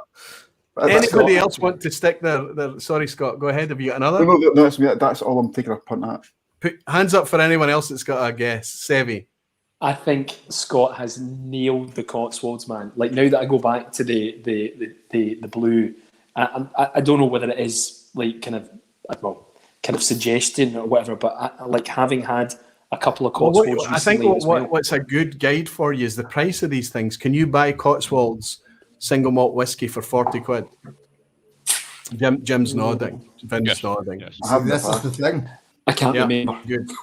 You can't I've only had remember. I've only had a couple of drams. Graham I know Fraser that's is a- saying, yellow was my first experience of that style that I enjoyed. The cast strength version has kept me interested 20 years later. Now we're talking. Graham Fraser, now we're you talking. naughty boy, I wouldn't have read. Now, what I want you all to do in synchronous, the exact same time, look your camera straight in the lens and tell me and tell all the barflies that you did not know, I didn't share, and you didn't know in advance what any of these whiskies were. Totally Yeah, not. So the results tonight are legit, straight up. Promise you. Fantastic, Oh, guys. absolutely. I'm a I'm Christian not going to man. reveal my favourite to least favourite. Instead, I'm going to leave it unchanged, and I'm going to tell you what you're sipping, okay? Okay. So here we go. Cotswolds Odyssey Barley, £40, 46% ABV, natural product, young, but made, I think, very close to the style of Scotch whisky in a very good wee bottle of whisky. I've loved it. It's been on the vPub before. It's a good dram. Okay? Cotswolds. Now, is it the one that you're thinking it is? That's what you need to think next. So at least I have an excuse. I never had that one, so I can't be wrong. That's Neither right. have No I. idea how this Neither tastes have like. I. Honestly. It's impossible to be wrong unless, you're Can either I just say- guessing. At this point, Roy's going to say they're all Cotswolds, and that'll be it. They're all Cotswolds. Listen, it's a good one to have in the lineup, isn't it? Very good. Here's another one. Redbreast 12. Oh. I Okay. can see Doc grinning. No, again, Now, once again, I never the had it. diff- I never had it.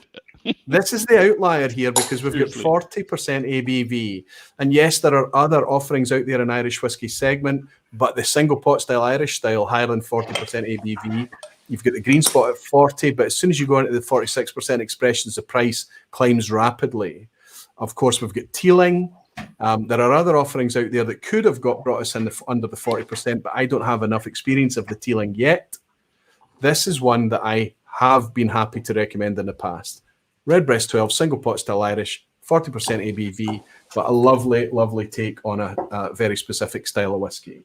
Number 3, an interesting one, a 46% ABV offering from the people who bring us Bunnahabhain, Tobermory, Deanston. This is 3 Ships, South African whiskey. Ooh. Let me just bring the label up so that everybody can see it a wee bit better. There you go.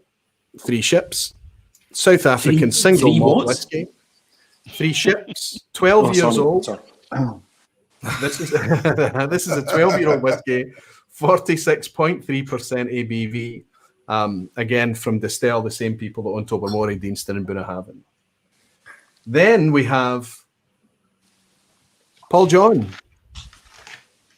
Now, Paul John, I have used in a blind challenge before. And in fact, I think it was this very expression. It was the live blind challenge that we all got together and did in Glasgow, together that time in the city centre. 46% ABV. This is a non-age statement whiskey. It's Indian whiskey, very rapidly aged due to the climate and conditions out there. I think this is a very interesting whiskey. And as you can see, this is probably my 3rd or 4th bottle of this. I'm very confident reaching out to this. I feel this is a good quality, Sorry? enjoyable, and interesting. Which whiskey. expression's that one, Roy?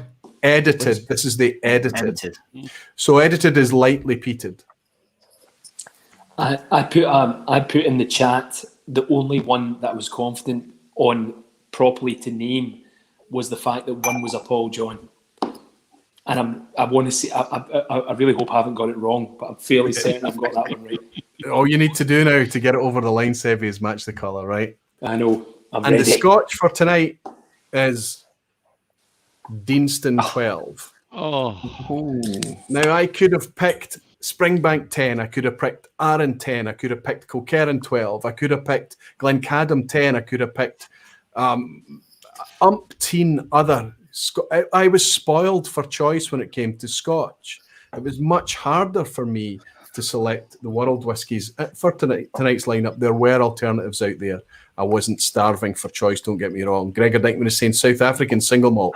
John Duff would have scratched his head. That's right, because he couldn't make it stick. He did try to make a South African single malt take off back in the day, but he didn't. He failed, Gregor. You're a bit of a student, Gregor Dykeman, aren't you? Stay for the quiz, Gregor, won't you? Okay, so there we have it. I don't know if that fills you with confidence, if it throws in a couple of spanners of confusion. Do you stick to your gut feeling? You were calling some out. You got remarkably close, and a few you think. Now, you need to decide and stick or move. I'll invite you all back in. I'm going to bring in my guest now. As you're sipping in the background and trying to do your matchup, you've made a note of everything that we have. Good luck, everybody. You're keeping your own scores, by the way. I am not keeping your score. Go care of it. Good luck, guys. See you on the other side, Seve. See you there, Doc. I'll see you on the other side, Jim. See you in a second, Scotty. And I'll see you, Vin. See you guys. Superb. Really, really interesting, don't you think? I think all of these guys are doing much better than I would do. Which batch is the Cotswolds, is asking Jolly Rover. Well, interestingly, yeah, this empty bottle is my own, but there wasn't enough to share out with everyone. So I bought a fresh bottle to do it so that everybody was sipping the same whiskey from the same bottle. And the batch between these two, and I've bought these quite a way apart. One was bought at the Good Spirits Company. Where does it say the batch? I think it's both the same batch because they're both from our outturn of 6,200 bottles. Where is it going to tell me the batch on this? 2017. There you go. One is 2015 Odyssey Barley. So the one I've had for a while is 2015. And the one that everyone's drinking tonight is 2017 Odyssey Barley. As you see, I've been getting through this on my own. So I had to buy a fresh bottle in order to pour our samples and for everyone to drink along tonight. So there we go. Gregor is saying, would not miss the quiz for the world or the Scotch. Fantastic. Superb, Gregor. And Dorpass Whisky saying, back to Roy's long-time favourite for the Scotch. Absolutely. What's interesting, Tim, is that I think Deanston 12 is actually getting better. I have torn through that bottle. And I don't mind telling you that as it approached the bottom, I picked up another one. Now, it's one of those whiskies that you do occasionally find on offer. Something's knocked off it, you just pick it up as a staple because it's always one that you're going to reach for. For me, that is very true, and I'll explain why when I reveal my favourite to least favourite. I'm going to invite in my guest right now because I think this is a cool thing and a cool story. Ronald is saying, you just revealed the colour of that bottle on the cork. Well, hopefully the guys don't have the same view as you do. Everybody in the lounge know the colours. I don't think the guys do. They don't have a very clear screen. Hopefully not. Thanks, Ronald. Sometimes these things will happen. Did anyone see the colour on the cork? No, they're all shaking their heads. Doesn't look like anybody saw the colour on the cork. Or if they did. Jeff Whiskey's saying, so much love for the Cotswolds. Tried 2 years back and found no difference at all. Fantastic. Jeff Whiskey made a wee cameo appearance in his review of the Cotswolds and he liked it very, very much. He gave it a high value. We both agree that it's a very high value, good whiskey to recommend. Absolutely, Jeff. You're absolutely spot on. Good stuff. Let's reach out to Dave, who's been waiting patiently in the background all this time. Dave, I hope you're good to come in, my friend. Give me a thumbs up if you're okay. He's smiling. He's okay to come in. Dave Beck. Long-time barfly, long-time patron, long-time supporter and viewer of the channel. Reveals recently that he's been for the last couple of years doing what, Dave? Thank you. Well, Roy, thank you so much for having me on. I have been making a board game and doing lots of research, of course, as well. Absolutely fantastic. It was amazing to discover that. Thanks and welcome behind the bar at the vPub, Dave. Great to have you here. So let's just kind of, you've made a board game. Let's rewind. You're obviously a whiskey fan. How did the whiskey thing come around, and how did the whiskey thing did it happen in that order? Was it whiskey then board game, or? Yeah, yes, most definitely it was. So essentially what happened was, so as you can tell, I'm everyone out there, I'm from the States. I'm in Wisconsin, and I'm actually a professor at a university here. And I had an amazing opportunity to have a sabbatical where I could conduct some research. And I chose Scotland to do that research. And I chose to actually do some more video game research. I do a lot with virtual reality and augmented reality. But when I was over there, so I was over there in fall of 2019. And of course, I was having a great time touring lots of distilleries, having lots of really fantastic drams. And out of nowhere, one night, this was probably about 2 weeks after a very long weekend on Isla, an idea came to me that, wait a minute, I think there's something here that I could capture how whiskey is made in a board game. And what that's going to do is it's going to connect both passions of mine, whiskey and board games, together. And I thought I couldn't stop there. So that was at night.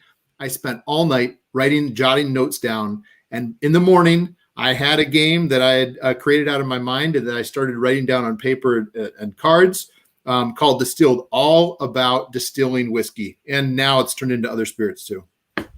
Two things to comment on there. One is not a surprise, and the other one is a surprise. Number one, it's not a surprise that Isla was the inspiration for that creative juice to get flowing, right? That's not the surprise. The surprise is, why has nobody done it before? Yeah. Or certainly not on any scale. Yeah. So you've been given this idea. Give us a time frame. When was this idea? When was that seed planted after a long weekend? Yeah. So I had a fantastic weekend on Isla. I think it was late August of 2019. So right after tourism season, probably, maybe it was even September, and spent an amazing weekend there. And then probably a week or two after that, I came up with the idea, and I've been working on it extremely hard ever since. And it's been a wild ride, that's for sure. I've been looking forward to this coming to fruition, because all I really got was to see some artwork. I got to see some, rough kind of sketch concepts, that kind of thing. And I thought, this could be cool, because I've got friends here that are board gamers and people who love whiskey. By the way, the Whiskey Rev is big into board games and things, and he's obviously the Whiskey Rev as well. So he's kind of excited about this, and he's looked at it, and he's keen to get his hands on it. Yeah. I'm keen to see it come to fruition. I've talked to Scott and Bart, of course, over at Scotch Test Dummies as well. Bart has a board game channel. Andy has a whiskey channel. Seems like perfect. So we've got this scenario where we're looking forward to this thing coming. You've launched it on Kickstarter now. Now, just let me frame this, everyone. Let me frame this. Josh Pence, who's bought me a dram, he said, "So glad I found this channel 6 months ago when I started my Scotch journey. The vPubs are always incredible. Have a great break, Roy." Josh, thank you so much for the kind words, and thank you for the virtual drama, friend. Cheers to you. Let me tell you why I'm excited about this, Dave. Is that the reviews that the game is getting from people that have touched it so far, they're already excited. This isn't something that's been hashed out because somebody loves whiskey and filling a gap that's needing to be filled. This is a good, solid game. And it's using, let's say, spirits that we recognize, but without using any brands or anything. Mm-hmm. And in order for you to achieve goals and to build your enterprise, let's say, of distilling. Yeah. You would think that I've invited you on to sell something, right? To get people excited and get them engaged. But I need to frame this. You launched on Kickstarter. It's a week-long campaign, is it? Or 2 weeks? It's 3 weeks, but I launched 2 days ago. Yeah, so it's been live for 2 days. Mm-hmm. And it's a lofty target. We have to just mention, you were trying to raise $18,000, yes? Yeah, US dollars. Yep. Yeah, US dollars. Mm-hmm. So it's a lot of money to get this thing off the ground. I understand, because it's the thing it's board games are. In 2 days, how much have you raised? So last time I checked, we are now at $150,000. This is going to bring all sorts of other issues, all sorts of other things. But Yeah. I still wanted to. No, the slot is here. You're booked for the 8th. You're coming to share this thing. You're coming to share what stage it's at. I don't care you've oversold it. I don't care what's happening. You're still going to be able to fulfill everybody's investment, right? Mhm. The timescale is considerable. You're well into 2022 before we actually see a real thing in our hands. Mhm. But this thing is already mature in terms of a concept and a strategy, and everything is mature. Can you give us a look-see to tell us anything more about it? Yeah, so essentially, so I've got the game set up here, so I can show you a little bit here in a second. And essentially, the game, the concept is that you've inherited a distillery from some long-lost relative, and it's your job to bring it back to its former glory. And you're gonna craft different types of spirits. It's not just whiskey. I did start with just single malt as kind of the only thing that you could make in the game, but I very fast discovered that around the world, there's some really fascinating spirits that I had never heard of that are consumed even much more than whiskey is. And I thought this is a great opportunity to educate people, not just about the science of distillation, which is a fascinating process, but also just about all these different cultures and spirits around the world. So superb. And that's that idea of inclusivity and that idea of why kind of go down the route. Let's see how single malt compares. What differentiates single malt from these other categories and sectors as well, and what makes those individual ones separate too. It's knowledge that I'm lacking, but I'm already confused over the amount of whiskey that's out there. So it's a nice kind of platform to get our heads around the landscape of distilling generally, and just how many distilled offerings there are out there. But I do notice, and I loved some of the whiskey artwork that had been used about the characters and things. Some of the characters I actually recognize, as there are people in the world that they remind me of. So what can you do? You said you're going to show us something. What can you do to show us? yeah, so what I could do is we're going to try this. I've got my phone up that has the camera as well. And so pardon everybody if it's going to be a kind of a little bit lower resolution, but it'll give you a good idea. So what I'm going to do is I'm going to slowly try and take you through. So this is what I'm drinking tonight. And there you can see this is a prototype copy. Fantastic. Yeah, and a prototype means that it really is all just everything could still change. I'll pull it away to show you kind of the whole spread. So we see there that we've got different characters that you can play as. I'll take us over to the distillery in a second. And then there's a market that you can purchase different ingredients. And I think some of our barflies here are going to probably, they're going to be able to recognize a few of these things here in the vPub as far as things that are close to whiskey, but also others too. So let me start you slowly. I'll walk you over here and just show you the distillery itself. So this is a player board that every person will have when they play the game. And the concept is, let's see if I can, without getting glare. The concept is that you can, you're going to hang the person you inherited the distillery from. You're going to hang their portrait in the office. You can store things in your distillery by upgrading equipment and hiring specialists. You've got a warehouse to age your spirits and pantry as well. And then everybody has, I'll just pull this up. Everybody has a recipe checklist of different spirits they can make. Now, remember, this is a game, so I can't be super authentic with everything, but I've tried. So we've got things like cachaça, soju, whiskey, of course, brandy, rum. So lots of different spirits you can make in the game as well. Superb. And essentially, you're going to go to market and you're going to buy different things. So perhaps maybe you'll invest in a really nice spirit safe that's going to kind of enhance your spirit as you craft it. Or maybe you'll need to install a Doig ventilator to give it a little bit more flavor to your whiskey. Fantastic. Of course, you could buy some barley, but for our Americans, of course, that we might be buying more corn for our bourbon. Yep. Great. And then, of course, we have to have a really nice. The most expensive item in the game is this gorgeous ex-bourbon hogshead to craft your spirit in. But perhaps you maybe buy a canister to put your whiskey in, or even get a little fancy and get a skull bottle, put your spirit in something a little fancy. And then we have all these different characters that you can play as. So, of course, we have to have someone from Scotland. And these are all, of course, just kind of fun, made-up characters. We've got people from The Americas is this individual. So you can see Clean all these different Booker. characters that you can play as. And each of them have different labels. So you're going to see that there's different, when you make a spirit, you grab one of these labels and place it on your board to get a bonus. So you'll see all the different types of spirits as well. But then we also have very specific ones to be a little bit more authentic. So for instance, single malt is where we have this, as well as a straight bourbon. While normal, you just make a normal whiskey, but then if you are the Scotsman, you can make the single malt. Nobody else can. Superb. And then the last but not least, I haven't talked much about the gameplay itself, but that you can kind of discover on your own. You also, of course, as you age a spirit, you add different flavors to it.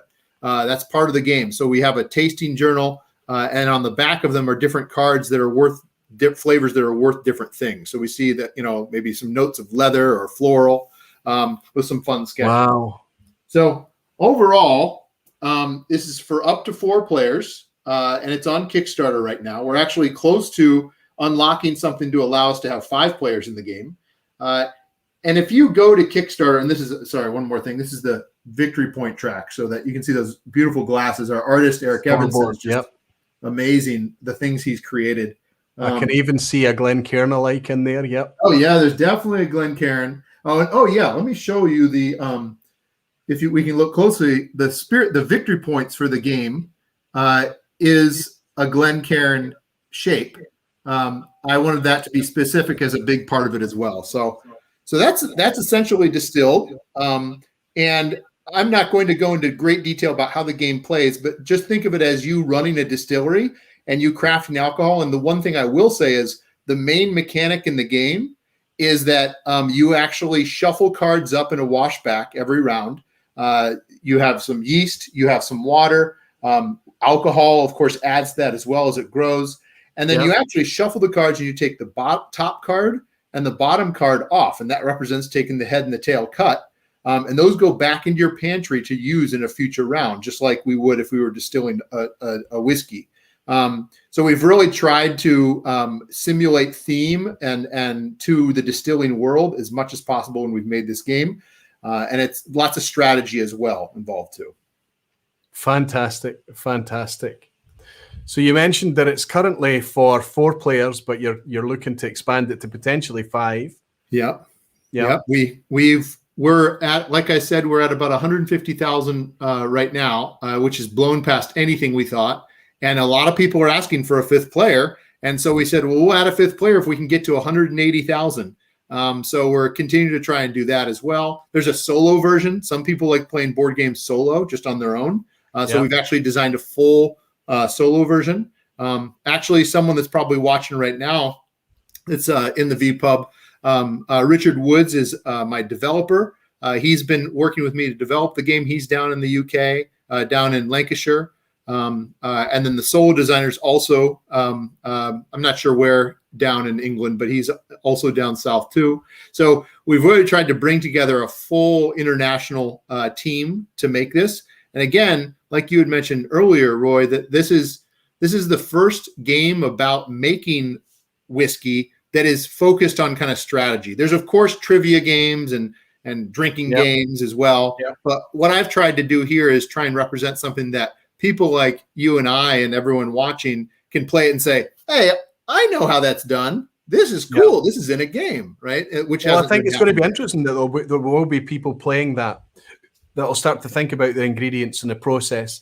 They'll pick up that card with a spirit safe on it, and it might be the first time that they've ever glanced at what a spirit safe actually looks like. Mm-hmm. Not all of us live close to where distilleries are, right? So there's I picked it up from the get-go. I worked it out very, very early on, Dave, that, and obviously you're in this community, you're part of us, you're a geek, you're a whiskey geek. So it was clear to me that the game was going to be pointed towards things and concepts that could engage somebody that's really kind of into it. And it's going to be nice as you evangelize about whiskey. If you've got people around the table that are willing to play a board game with you, and it just happens to be a whiskey board game, you can almost be giving them spirits as they play along. It's just the best of one world. Yeah, it's a good game. Buddy, you're not here. You're just here to indulge us. Thank you so much. Hopefully, it will help you towards that 180,000, but you've blown 10 times past your target. Oh yeah, When I clicked on it, great. by the way, I'm an investor myself. I'm very happy for it to be my first Kickstarter project actually that I've invested in, I think at least. And that's an amazing thing that we're looking forward to just coming to fruition. And I hope when it is at that point, maybe we can just share some of the excitement. You can come back on again and tell us how it's panned out. That'd be wonderful. Yeah, if people do go to the page, the Kickstarter page, just kickstarter.com and search for Distilled. No, I'm dropping the link in. It's, perfect. It's already been dropped in a couple of times. I've just dropped it in again. Wonderful. So the link is getting shared in the live chat. And for anybody that's picking this up on the replay, it'll be in the description box underneath as well. And then you can see, I think it's amazing, Dave, that it's come from the barfly community. It's come from you. It's come from that kind of thing that builds up around whiskey, that whiskey encourages. I think it's a very cool thing. I've not played it yet. I'm looking forward to playing it. And maybe I'll get to play it with some of the that'd guys be great. here tonight. Well, and with that, to close on that too, just so as I said, I was in Scotland, so I had a pleasure of living in Dalkeith. That's where I was just south of Edinburgh. Yeah. And so if people will go to the Kickstarter page and they watch the video at the beginning, they'll see some fun little Easter egg about that, because I wanted to pay tribute to Dalkeith. Even though there's no Dalkeith distillery, you might see one in the video. There might be a distillery very close there that we all recognize. Fantastic. Buddy, I'm going to raise this wee glass. I don't even know what it is, but it doesn't matter. Just like your game suggests, it's very inclusive. I'll raise it and I'll say, firstly, congratulations for completely blowing it out of the water. An amazing achievement. 18,000 and reaching the 150, going on your way to 180. Amazing. But I wish you continued luck and all the very best for the future as well. Keep us up to date with how it goes, Dave. Well done. Thank you. Slanja, thank you. Cheers. You're welcome to hang around as long as you like. If you're still here, you'll be getting dragged in to play the quiz. I might be. I'll see how long I can last. I hope so. Okay, buddy. Take care, Dave. Best of Cheers. luck. Superb, the game Distilled. I've dropped a link in a couple of times into the chat. You'll be able to see how much you need to pay and things. The retail price, Gary Carew is saying, not sure, but you can see that there's certain tiers that you can invest in, and you're guaranteed various editions of the game, as is typical with these kind of Kickstarter campaigns. But there's lots of tiers that you can get involved in. You can just go along and pay some support towards the target, or you can actively pay at a tier that you're actually going to get a physical thing in your hands when the game launches. And Everwind is saying, is there bonus points for non-chill filtered and natural colour? Well, I think it would have to be across the whole board of all distillation, but it'd be interesting. Maybe he's got something along those lines in there. Fantastic. Let's go and let's see how our tasters have got on with their semi-blind lineups. I'm not going to ask them or keep scores or whatever. They can keep their own scores tonight. This is all very above board and open. They can tell us how they scored if they want to, just the same as the vPub quiz at the end. It's optional. If they decide that their score is something not to be proud of, they can stay quiet by all means. But let's see if they've matched up our 5 world whiskies with the colours. Let's bring them in order again. Let's bring in Seve. Let's bring in Scott. Let's bring in Doc over in Germany. Let's bring in Vin, and let's bring in Jim Ingram. Guys, I should have sent a set to Shayla, and then we'd have had it wouldn't have just been 6 guys drinking along tonight as well, but we'll have Shayla come and dropping in a wee bit at the end as well. At least there are some non-beards tonight. Only Doc and Vin have brought along Actually, against Seve and Jim, all of us are non-beards, right, Scott? Yeah, absolutely. Yeah, we can't compete with that. That's elite tier, god tier. Yeah, give me a thumbs up on screen if you're confident about your blind matchup. Vin, Seve, Scott. Doc's not sure and Jim's not sure. I haven't had more of them. That's the humility and the modesty coming in. And that's the kind of brash, I've had 5 drams now. I think I've nailed this playing as well. All righty ho. Let's see. All I'm going to do is I'm going to ask you to name a whiskey out loud once I name a colour, okay? Actually, no. Because that's Okay. Because it's going to lead you to narrowing Change it down. What should I be doing here? I should be asking you to.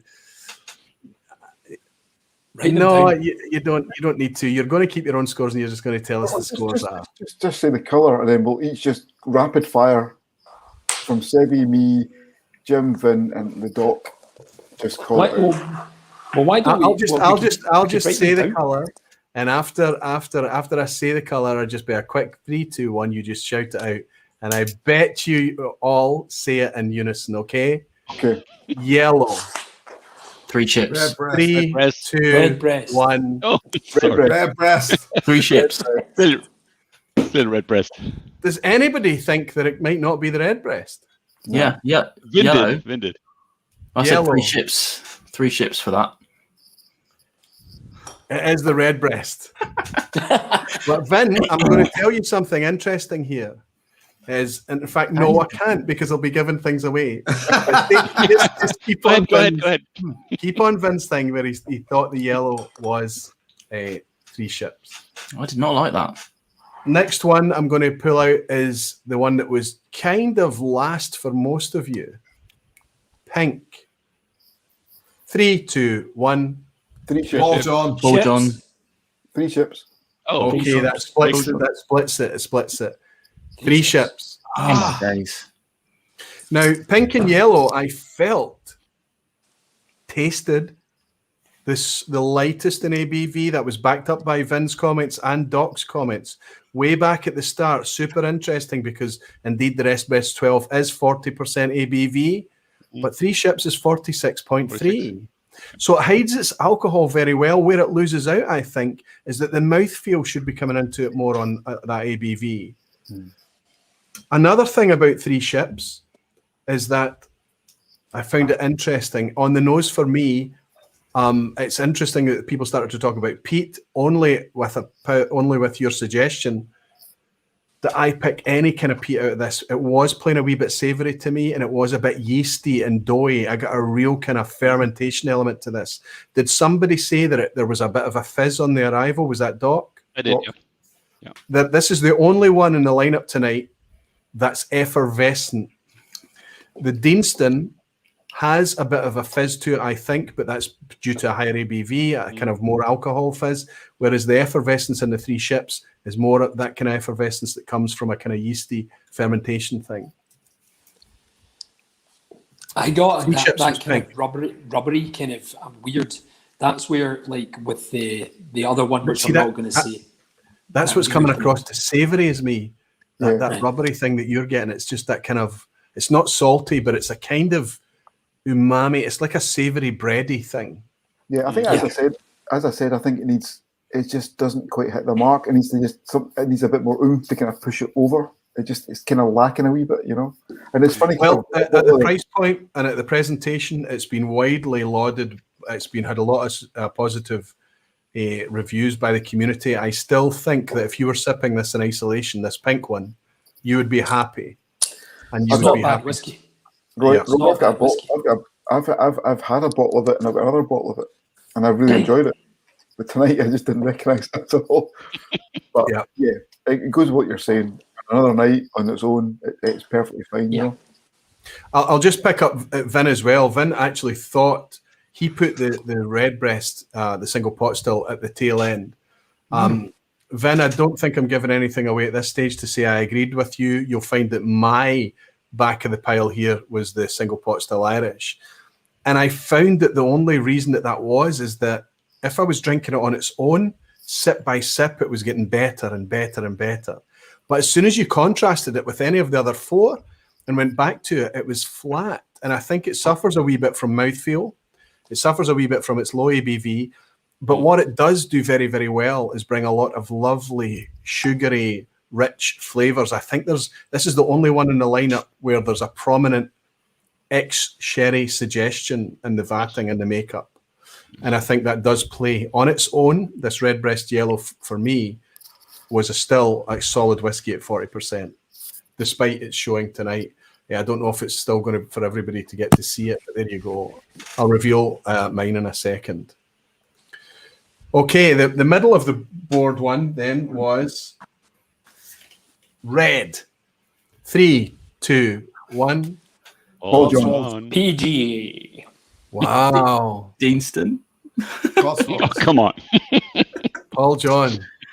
Did you label mine right, Roy? I think you've labelled mine wrong. Yeah, let's go with Nice that. try. Nice try. Paul John, what you should be picking up in this one, I think, is a slightly solventy oddness. Yes. A slightly, there is peat in here, but it's very well hidden. It's right inside the drink. There isn't a lot of peat. It's not peat forward, but it is there. To me, The solventy thing leads. It's almost like somebody's been painting in an adjacent room or something. You know, that kind of smell. there's something slightly off to me on the nose. Now, it was my second bottom, but there's something kind of like a custard note, I think, in the nose. You put this right in the middle, Scott. Right, dead center. I was right. I did. Yeah, you're But right. you did say that you were switching around, didn't you? It's got that kind of Custard. This kind of like custardy kind of note on the nose. I mean, it's not a bad whiskey again by any stretch. None of these are, but just something a wee bit off. But when I first tried these just before we started, this was quite high up for me. But as I say, it just kind of dropped down a few places as the night went on. I think I put this much higher than anyone else tonight. This one. Oh, wow. And I think the reason is because this was an interesting whiskey for me. I liked the oddness. Go ahead, Jim. I was going to say I have to agree with Scott that I actually had it higher and with yourself, Roy, until the rest of them sort of seemed to push it back, But now, weirdly, and yet again, it's the appeal of it. What you're telling me is pushing this one. Yeah. And I think it's surprising how that happens as well, is that as you taste and contrast, it forces you, if you were drinking in isolation, you would continue on the path. As you're sipping and contrast, it's forcing you to think differently about the drinks as you go backwards and forwards. Of course, in a lineup of 5, you start to confuse your palate. We understand that. Jimmy Legg has got your back, Vin. He's saying, Vin is absolutely correct. Always blame Roy.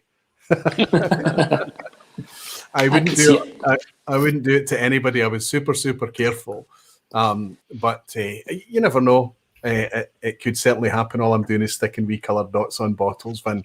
But you can go to your bed tonight and you can shout to your wife, say, "That Roy, he trapped me. He swapped around some of my coloured dots." So Roy, is Paul John. Just to come back to my comment earlier, I called it the weirdo. So it's just too much for me. It's popcorn, rubber, solvent, and a bitter finish. Sorry, that's just too much. Yeah. This was the red duck, yeah. Yes. Yeah. Yes. Yeah. I got a weird vinegar. I got that rubber note, and that's really turned me off. And bitter in general is not my cup of tea in general. Whereas I love bitter. I actively seek out bitter whiskies, mineralic whiskies and things. Yeah. I don't find this overly bitter. In fact, I find it slightly sweet. It's just a finish. Yeah, maybe the finish is a wee bit short. I've on my initial taste notes, I've got slightly bitter on the finish. Yeah, I'm the same. Yeah, I've got. Doc, I love you. Yeah, but it does have a nice mouthfeel. It is quite a nice textured whiskey. It's. Yeah, I think this is an interesting experience. I like this. I like the contrast. I like the way it steps you through. There's different things happening. The Redbreast is very linear. It's very straightforward. It's very old school. At the risk of saying flat. Cherry, raisin, vanilla, the usual stuff. But the John Paul is kind of switching and flickering, and it's different. The red was the first one I poured. So before we knew what kind of order we were going to do them in, the red was just the first one I poured. So my taste notes, I've got fruit, green apple, vanilla, hint of spice and oak, a little, and then on the palate, fresh, sweet, spicy, a little alcohol nip, sweets, gummy, yes. A little bit of peat, and then on the finish, sweetness, vanilla, wood char, and slightly bitter. That's what I got. That was the initial straight off the bat, and again, on its own, I would happily drink this, Superb. Anybody willing to just do a wee score on their hands right now, how they're scoring the 3 that we've revealed so far? 3 out of 3 for Doc, 3 out of 3 for Seve, 4 out of 3 for Scotty. Ben's on a donut, he needs some help, and Jim's on 1.5. I'll go with that, Jim, 1.5. This was the only one that I actually wrote a distillery down for. This was like, I actually, as soon as I tried it, I put Goa, India, Paul John, rubber, and vinegar nose. I don't know why, like it's got a weird kind of, that's what actually brought, the vinegar nose, it's a bizarre, Maybe your vinegar is my... Yeah, but Seve, you messed up Karen. Yeah, that's very true, Jim. Hey, Ingram, leave the boy alone. maybe I've cleaned this glass. It's okay to make mistakes when you're drinking whiskey. Vin, take it away. What are we drinking? The blue dot is... Man, it's got to be the Cotswolds, right? Surely. Yeah, absolutely. It's Cotswolds. I think I was suspicious at the beginning that our Cotswolds was a great... In fact, if I'm honest, the inspiration for this whole topic, if I remember well, is this Cotswolds whiskey. I think it tastes spirity and young. You can taste there's youth in this. More than any others, the spirit is more forward, even more arguably than the very spirity at 12 Years Deanston. That if you come back clean, you get that first, but it seduces you. It's got the yeasty element in there. It plays with floral, toffee caramel. It takes you right through the whole process and gives you an excellent whiskey experience. God, it's frustrating. It's bloody England, But isn't it? Nothing guarantees good Scotch whiskey more than good English whiskey. This is a fantastic whiskey. Cotswolds for me were one of the first to really kind of make me sit up and take notice. This is an amazing dram, and it could easily be like, it was my number 2, but it could be number 1. And I've had several bottles of it. It's that creaminess. Yeah, I agree, Scotty. There's a slight char note to it as well, just in the taste. But, for the price of it, I know it's young, but there's something about it which is just, some of the bimbers are great. Some of young bimbers, they're all young, obviously, but some bimbers have this fruitiness, this characteristic. They're lovely. To me, Cotswolds is still under the radar, and it shouldn't be, because it's a fantastic whiskey. What they're doing there is amazing. And this is a great dram for the price. It's you can't beat it. Absolutely. Hats off to them. I want to celebrate Cotswolds because it's English whiskey. I want to celebrate Cotswolds because it's good English whiskey. And I want to celebrate Cotswolds because they're bringing out outturns big enough to kill the secondary market, to make it available to everybody and put it out at a price point. I paid £40 for my first bottle and $32 for my second bottle. So you can pick it up on... No, the opposite way around. You can pick it up on offer. It's a fantastic, good value whiskey, and I think that I don't care where it comes from. If they're bringing it good and a price point, natural presentation, the only thing that's missing from that bottle is an age statement, but we know what age it is because guess what? They put the vintage on the label. Yeah. So it's 4 out of 4 on the ABCDs, and it's brand new distillery, and it's less than £40. Nothing to talk about. Now let's talk about the hero of the night. I have to say is for Seve, for Scott, interestingly the 2 Scots in here. Jim put it midfield, but Vin and Doc also made sure that green was coming top of the pile. When we talk about these whiskies and everybody starts to talk about it and everybody connects with it, it's usually for a good reason. And I think it's true in this case. Nobody's going to drink Deanston 12 and declare it the best whiskey they've ever tasted in their life. Doc put it second, Vin put it second, Jim put it midfield, but ahead of it is his beloved Pot Still Irish and the Cotswolds that we've just been raving about. I know that he's going to drink that knowing it's a Deanston 12 and he's going to still say, my goodness, this is a really good whiskey. It's lovely and clean, white pepper and chili spice, and that's the only whiskey in our lineup that's doing its thing without cask. Every other one is leaning heavily on cask. Cotswolds is young. John Paul is the climate, yes, but the cask and the climate over there. The Redbreast, that sherry cask influence is in there. They're using that to make it rich, even at 40%. I would say in terms of palate and how it interacts, the Deanston is not relying on cask. This is ex-bourbon, wonderfully well presented, 46.3% age statement, just, and again, less than £40, 12 years old. Such a great dram, man. Such a great dram. It really is. But like with that, cause I'm really, really enjoying my English whiskey at the moment. I'm loving, like as I say, the Cotswolds. That was why the blue and the green for me were just like totally interchangeable, as we talked about right at the start. And like, but that Deanston, you can never go wrong with that Deanston. Like, as I'm sipping it now, especially in contrast, there's that hint of waxiness there too. I think if you were sipping this on its own for a wee while, you could convince yourself that you were in the Northern Highlands. Scott, you're nodding. You agree? Yeah. I totally agree with you, Roy. I think that when it comes to a Clynelish matcher, if you have the 12-year-old Deanston, there's something about the characteristic. It's not as waxy, but there's something about it. You mentioned a few weeks ago, Roy, about the Glencadam 18, like a Clynelish without the waxiness, which I totally get. Yeah, the D12 is kind of similar to that in a way, but there's something there. But I think this brings a bit of waxiness. There's a bit there as well, and interestingly, the 18-year-old, which I had years and years ago, which I didn't get on with, the old bottling. I bought the more recent bottling a few months ago, and it's night and day. It's night and day from where it was, and it's even more Clynelish, if you know what I mean. If that makes any sense. Aye. I think that's what's great is that it was it was impossible for me to go out and pick up a mature product underneath. I mean, the Three Ships at 12 years old, the Redbreast at 12 years old. I'm really reaching. I'm really trying. If I'd gone down the route of Teeling for the Irish entry there, I would have brought the age right down. I was trying to kind of bring it as close to the Deanston. Everything was built around the Cotswolds and the Deanston. And for the price, I just don't know where else you go. Like I said, in Scotch, the entry could have been Arran 10, could have been Springbank 10, it could have been Kilkerran 12, Glencadam 10. You just keep, there's more and more examples out there. The lounge will be screaming what I could have put in place of the Deanston 12. Yeah. But I think it performed best tonight. Now, does that mean that Scotch is still on top? Honestly, I have to say, depending on the lineup, it's going to change and flicker.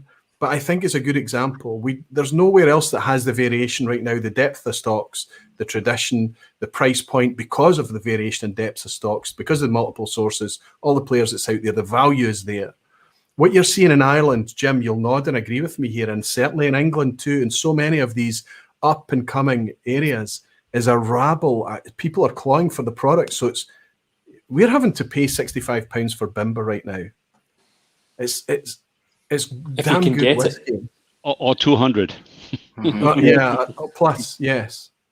If you can get it, that's when it arrives in the market and it disappears. Most core release Scotches don't have. Okay, Springbank, we're starting to see it on, and it does happen. But Scotch is still just sitting on the shelf waiting for you to pick it up, and we can't take that for granted. I was also going to say, Roy, sorry, but also tonight we've seen a Cotswolds bottle, which is a great price for what it is. The quality you're getting for that bottle. So, well, Bimber's gripping for the Bimber price is expensive, but there are so many other ones there as well. The Lakes is going through a good period at the moment as well. I agree, Scotty. And it's like, that blue to me tonight could have been number one, and it's that good. So it's not really about. So I chose Deanston, but it could have been blue. And it's such an encouraging thing for whiskey fans that there's so much choice out there of good quality whiskey, which is being made the right way. I think that's the important thing as well. Cotswolds are doing it the right way. Deanston are doing it the right way. So. Yeah.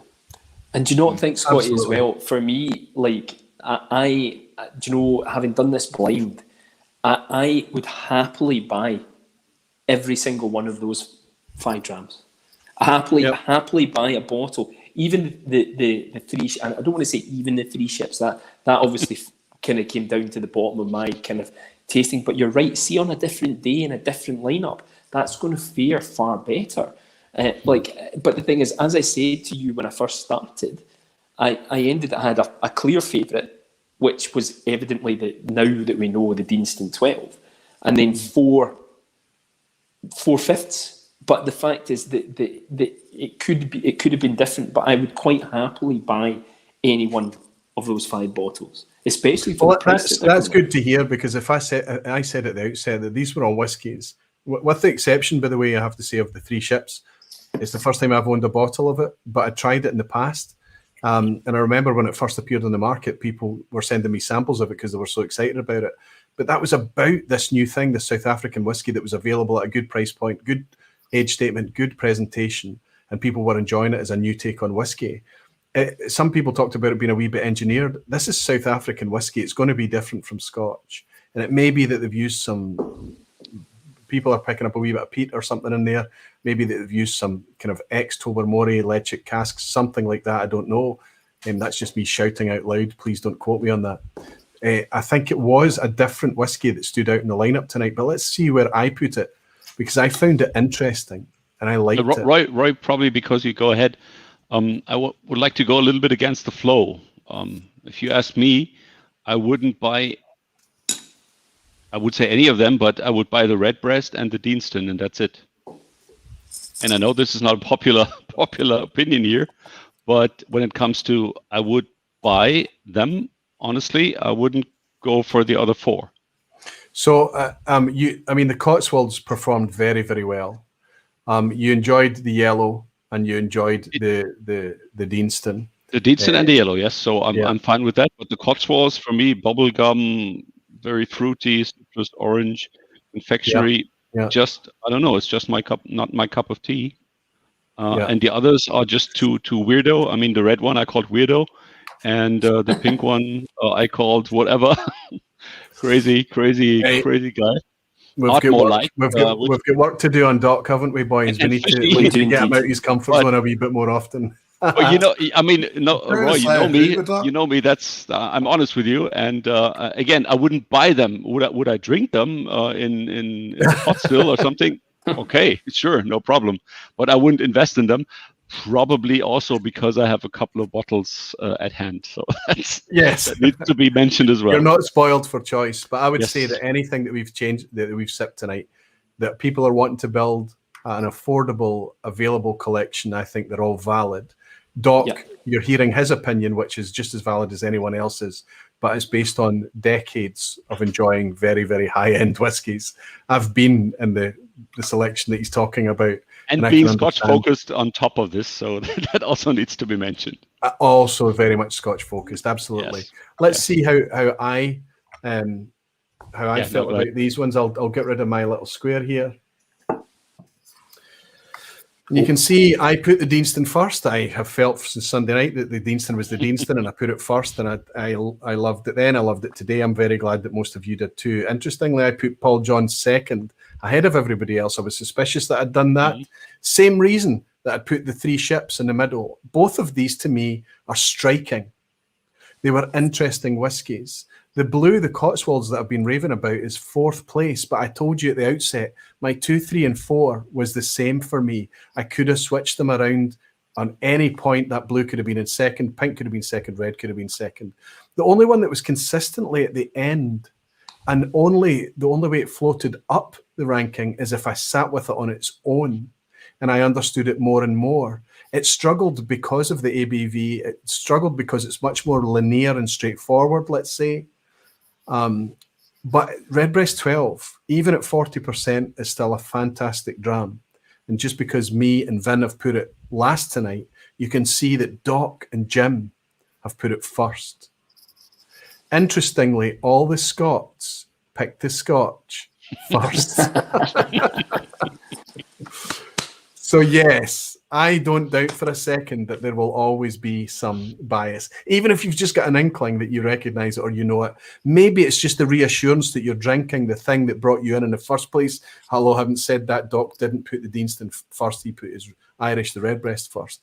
But it's still fascinating. Whiskey Central Shayla is saying, it can only be myself. It will be a bit more aquaviti still, but still me, she's talking. Let's bring Shayla in a wee bit at the end.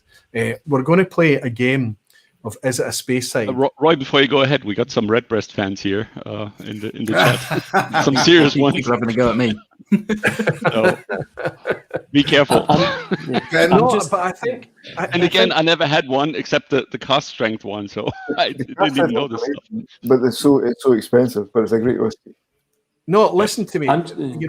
You people have heard me evangelize about Redbreast 12, about Redbreast cast strength, about Redbreast 15, about Redbreast Lustau. Pot still Irish whiskey for me. I 21, love it. By the way. Sorry? 21. I had the 21. I loved it. Fantastic. Redbreast. See if we all club together and all sell our cars and some organs. We can buy the 27-year-old as well. We can enjoy the dream cask. But this is my point. It's a badge of honor. But do not sell your liver, people. Do not sell your liver. You need it, okay? Sell all our organs. Sell lungs over the liver.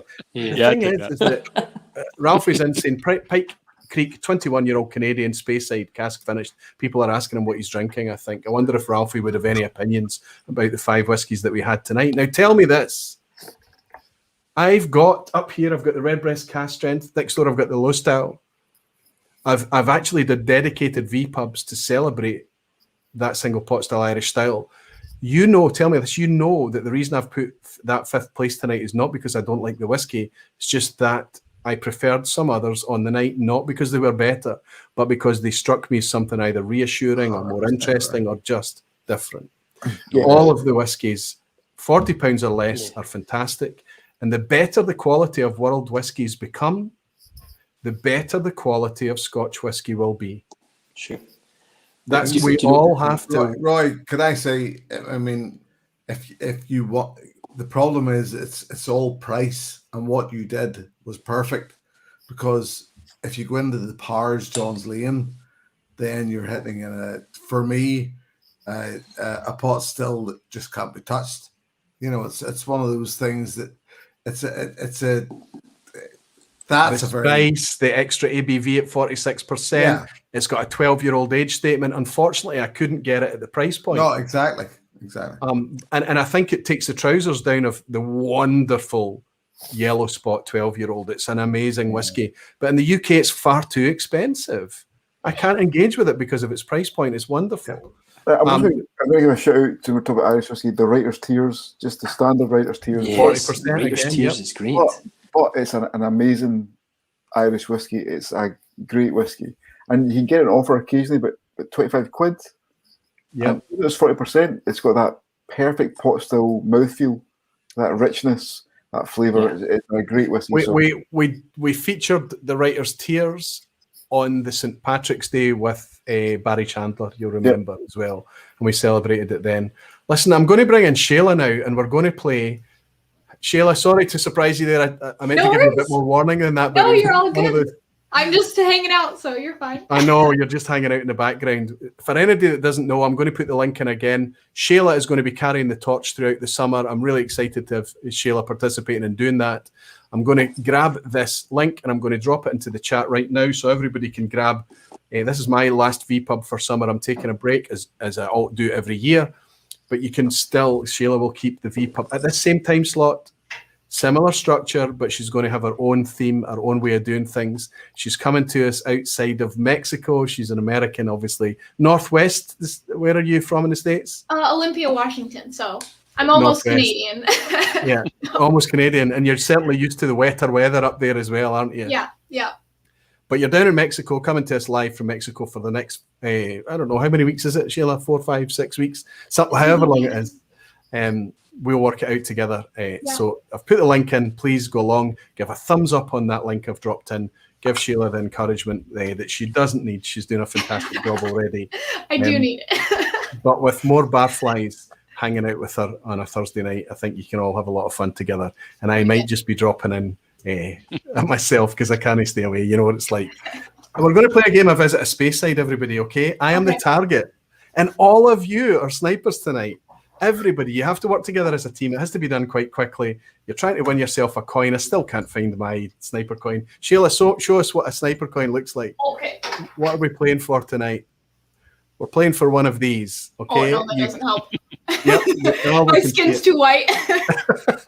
We can see it perfectly. Okay. Absolutely perfectly. So we're playing for that. You can't buy these. You can only win these either by being on. But anybody in the lounge, and I'll send out how many of us are playing tonight. I'll send out 6 sniper coins. Oh gosh. I'll 6 out the first 6 to guess it tonight will get a sniper coin. So I'm sending out 6, and that'll cover me until we come back in late August again. Okay. You have to do well by the lounge, so get the lounge, please guess along, and we'll play a wee game of Visit a Speyside. I will try and bring this up. Is it Kilkenny 12? Sorry. Well done, Seve. Well done. Thanks. This is my Thanks, Jim. jam right here.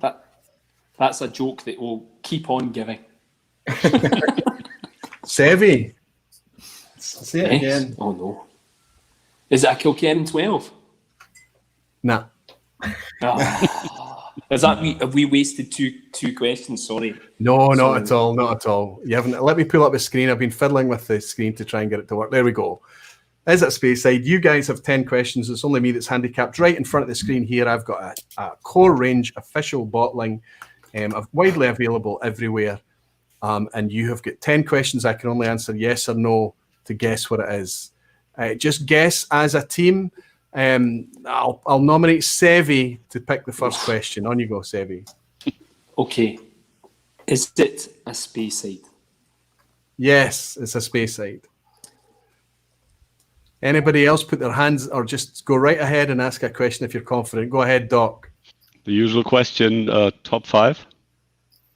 So, he's asking one of the top 5. So you're asking then Pernod Ricard, Diageo, Edrington, Grants, or what's the 5th one? Inverhouse, maybe, or who's the 5th? Well, usually we do 4th, yeah? Yeah, that's why I wanted to expand it. Anyway, it doesn't matter. It's a moot point anyway. No, it is not one of the top 4 or 5. You're doing well already. Jim's up. Is it a Glen? Jim Ingram? Yes, it's a Glen. I'm in trouble now. What a doing I'm going to take tonight. Uh-oh. Can I ask one? Yes, Sheila, go right ahead, please. Okay. Is it on the east side of the River Spey? Oh my goodness. I'm going to have to get my map out. Hold on. Right, okay. Glenfarclas is not, by the way.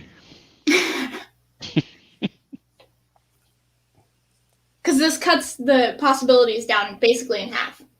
Is that a guess? Oh.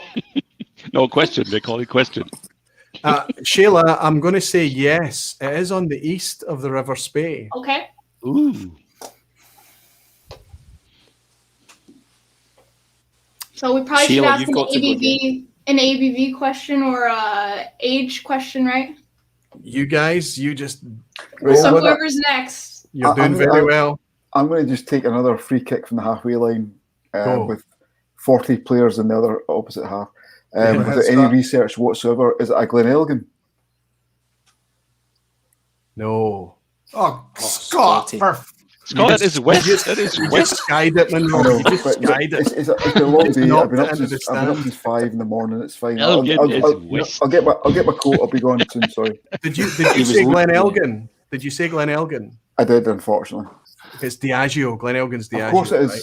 And that comes on top. Yes. It was a red herring, Roy. It was a red herring. So just among the guys here, the I'm not asking a question. Glen Dronach could be an option. So Glen Allachie and Glen Farclas could be an option, right? Glen Farclas, isn't it west of Spey? I think it's on the eastern side, isn't it? Is it? I thought Glen Allachie and Glen Farclas, those would be the 2 Glens, right? Okay, so do we know the ABV? Did we ask ABV yet? No, not yet. No one's asked ABV. Okay, let's go for 46 or more. No. Okay. Okay. So. Could it be a Glenfiddich? Could it? Hey, top five. Oh, sorry, He didn't sorry, ask that question. He didn't ask Sorry, that you've question. asked. You asked. We were going Sorry. right. So was it east No, or no. I west? was did we asking say? Doc. Vin's studying. Was it east or west? Did we say? So it's gotta be a Glenfarclas or a Glenallachie, and if it's 46% or no, it's lower than 46%. So, okay, we should ask about the age. Good. Is it 12 years or younger? No. No. Okay. So, so it's got to be like a Glenfarclas 17, 18, 21, something. Lots of questions left. Hmm. Come on, What do you team. guys think? Oh, you see, you had me at Glenmurray, and then The Glenmorangies on the other side. yeah, no, that's right. Yeah, Stop. that's So are we down to Glenallachie or a Glenfarclas? Yeah, thinking and I mean, that's unless so if it's sorry about the 12 years. What did you say? It's if I said 12 years or under, you said no, right? That's correct. Okay. So unless he has like a crazy Glenallachie, like a 25 or something, then it's got to be Glenfarclas, right? The 21. Listen to the lady, boys. and yeah, I would actually guess 15 because that's the only one that's 46%. And he said below 46. Sorry, Right. sorry, So I didn't say anything. 17 So it's got to be or- okay. Then it can be 17, 18, 21, 25, 30, and 40. Thank Yeah. you. Let's go Lads, for let's 21. lads, So let's cut it down. It's above 12, right? So let's go in the middle. Is it? I'm saying I'm just hee-haw. suggesting. I'm not asking. Just suggesting. Is it? Okay, it's probably not 20. It's not the 30 and the 40 because it's not really available. So it's either the 20. Let's go in the middle. Is it? Again, I'm not asking you, Roy. Is it 17 or above, which would be 18, 21, and 25? Well, we already know that though because of the 46%. It is for sure. Okay, it can't 17 be or the above. 15. Okay, Roy's not but it messing could be the about. 12. It could be the 12 as well. I think we listened Listen to to Shayla. the lady, Shayla's boys. been doing it. Yeah, honestly, Shayla's doing it. Shayla, you're now the team captain. This is like University Yeah. Challenge. You don't have this in America. Okay, But So we should. So can I just make it clear? This is why none of you guys are getting the keys to the vPub over summer. Okay, so we should cut it in half, right? We should cut it in half. So So last time that I did this, it was the 30. So hopefully it's not the 30 again. Okay, so I'm going to ask, is it 21 years or under? Roy. No. 25. No. Okay, so it's It's either the 25. 25 or the 30. So let's go. Is it the 25? Right? Come on, Roy. It's the 25, isn't it? Come on, It's the 25. come Okay. Yes, Steve, yes. So Shayla, you're a star. who was our team captain? Who was our? Shayla only though. Shayla. I feel bad. Nominate- I feel kind of like I took over a little bit. Sorry, guys. I'm kind of a control freak. Shayla. see, if that was University Challenge, it'd be nominate Whiskey Central. Listen, Gary Carew has been screaming Glenfarclas 25 since we started playing the game. I don't know wow. why. I don't know why he got it so early on. And Al has said this is Glenfarcical. You guys didn't have Absolutely 5 whiskeys to begin with, I guess. So I that's was Yeah, that's worried. true. Are we going to get to a point where there are 6 people in the lounge going to have guessed it before our team here? But there was Possible. 160 of them guessed it, I think, before you. Fantastic. Listen, guys, thanks for being such great sports. Let's get right into the quiz. Have you got time? Is there anybody that needs to bow out? Oh, no, I was a wee bit worried, but I wanted to give you the 1:10 already, opportunity, my so- friend. Listen, It's let's raise 1:10. a wee glass to say goodbye to our friend down at No Nonsense Whisky, who's got Lyra to look after first thing in the morning. I know what it's like, buddy. And yeah, strong coffee helps and lots of patience. Thanks, Vin. It was Lots wonderful of to have you in behind the bar again, my friend. Good night, Vin. Cheers. Thanks very much for having Good me. night. Cheers, everybody. Cheers, Vin. All the very best, Good mate. night. See you soon, big guy. Bye bye. So yes, that All I'm that gonna leaves say is I'm out again, Roy. I'm out as well. Oh, it is an hour ahead. It's 1:10, so it's kind of. And you haven't seen the questions tonight. That's okay. That's okay. And yet you have, because it's all a all the old collection ones. of questions Okay, then. from the last year. Then that's fine. That's fine for me. Okay. Doc, thank you so much, my friend. I'm looking Thank you, forward to guys. hanging out Thank with you, you soon, everybody. whether it's here, there, or somewhere in between. Doc, thanks for being a superb participant tonight, as always. Thanks, everyone. Cheers, Doc. Good night, my friend. Good night. Night, Doc. Cheers, my Cheers, friend. Doc. All the best, mate. All the Cheers, best. Doc. Great stuff. And then there were 5 little Indians. Are we still good? Yeah. Bill Dull, my friend from California, Bill, is in, bought me a very generous dram. My goodness, Bill, thank you. Great vPub. Glad I joined live and wanted to wish you a fantastic break. Maybe a wee bit later, when things blow over a bit, you and I will be able to get together. I know we've been making plans, Bill, but it's wonderful to have you in here, and thanks very much for your generous dram, my friend. I'm raising this Cotswolds to say thank you. Cheers, Bill. So, kind of a funny story about Bill, really quick. I don't know Bill, actually, but the Water of Life film, that guy with the super cool mustache, I don't know if you remember him. He sounded like Bill. It was really weird. I thought Bill was doing a voiceover for the film or something, and it was kind of odd.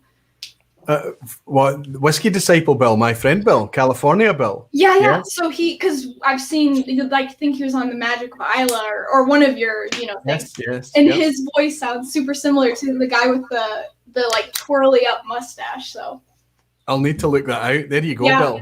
You've got a doppelganger, well, a vocal doppelganger, let's say. Alice bought me a dram to say, Roy, a brilliant night. Thank you. Enjoy your summer break. You will be missed. Al, thank you very, very much. You and all of you will be missed as well. Paul over at Belfast Whisky Weeks also bought a dram. Appreciate some of the reasoning.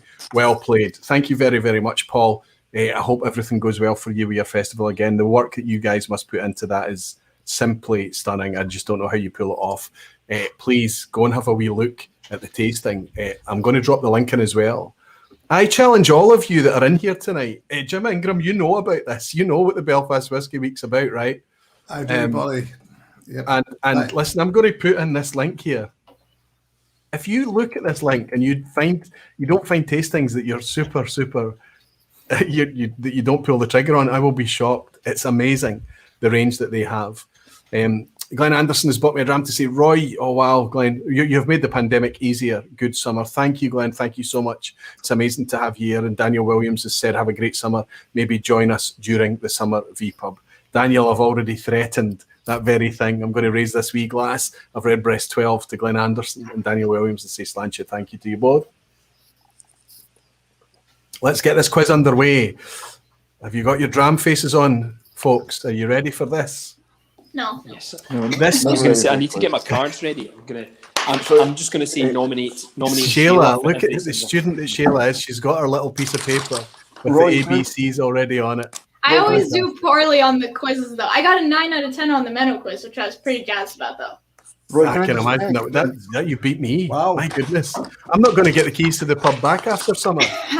Right, this is to celebrate the last vPub before the summer break. This is a collection of questions over the last year. So I've gone back into the archives. All of these questions you've seen before. There should be lots of people are able to celebrate a 10 out of 10 to finish off I feel really pretentious calling it a season. It's not what I'm stuck for other words. But the last vPub before the summer break, Jimmy Leggs bought me a dram as well. He's saying, you get the best guests. Seve accepted, of course. This is the same guy that was praising you for your love of Campbell. Oh, no, it was maybe Jim, the Campbelltown thing. Seve accepted, of course. Have fun this summer.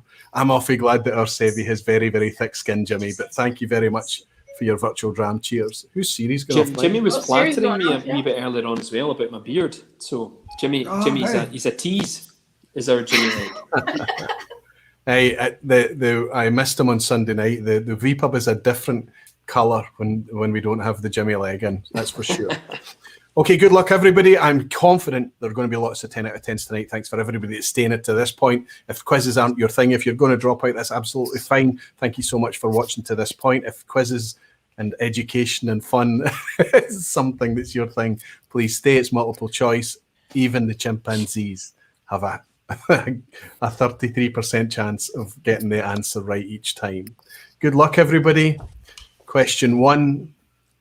You'll recognise all of these. Which Speyside distillery was famously only open for less than half of its 100-year lifetime before finally being demolished in 2013?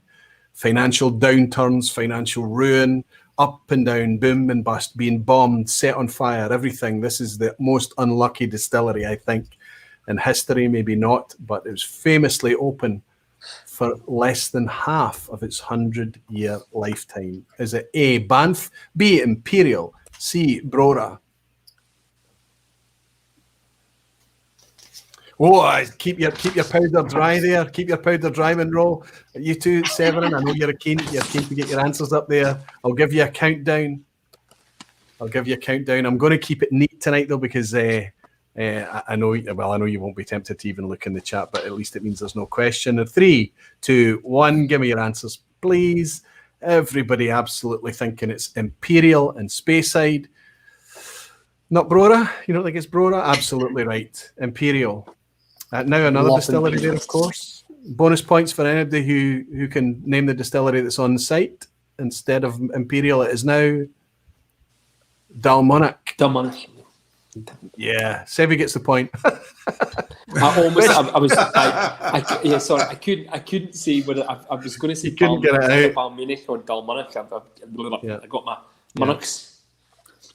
Balachin is a peated Highlander made at which distillery? Where do we get our Balachin or Balachin? Wait, guys, wait. Hod your horses. Hod on. Hod. Cam the jets. 3, 2, 1. A, Tomatin. Sorry, A, Tomintoul. Sorry. B, Tomatin. C, Edredale. I know that you know what this is. I know that you know. You're just waiting on the letter coming up. 3, 2, 1, go. CCC. Absolutely. And the lounge kicks it out the park as well. And Richard Agnew's spot on. Hod your wished. Come your jets. Giveaway, said Greg's Whiskey Guide, Edredale. Norpass Whiskies. Actually know this one without looking at the crowd. Good for you, Tim. Not only admitting that he's proud to have got one right, but also admitting that occasionally he uses the lounge as well. Fantastic. As indeed Edredale, the peated expression. They now have 2 distilleries up there at Edredale. They have one producing, I think one's producing peated and one's producing unpeated now. I'm not very sure, but they have Edredale 1 and Edredale 2. Question 3. Chivas or Pernod Ricard, depending on how you want to refer to them, they own 13 Scotch malt distilleries. That's second only to Diageo. But we're asking here, how many of those 13 are actually in Speyside? A, Less than 10, 13. B, 12, C, 13. Chivas Brothers, Pernod Ricard, of their 13 distilleries, how many Chivas Pernod Ricard of distilleries are in Speyside? Thomas Helmer is saying, Aquavite, I'd like to phone a friend. Carry on. That's a great idea. It's something that you can definitely do. I wonder which friend you would phone, and would he or she be able to help you? I see less confidence about this one. I see some pen chewing going on and some. This is a tough one. I need to find my letters. I have no idea. I'm going to take a punt. I know one of them that it's not, but I'm not. I'm trying to think. I'm trying to discount some. 3, 2, 1. Commit. Stevie's saying B for 12. C from Scotland Row. B for Jim, and A for Shayla.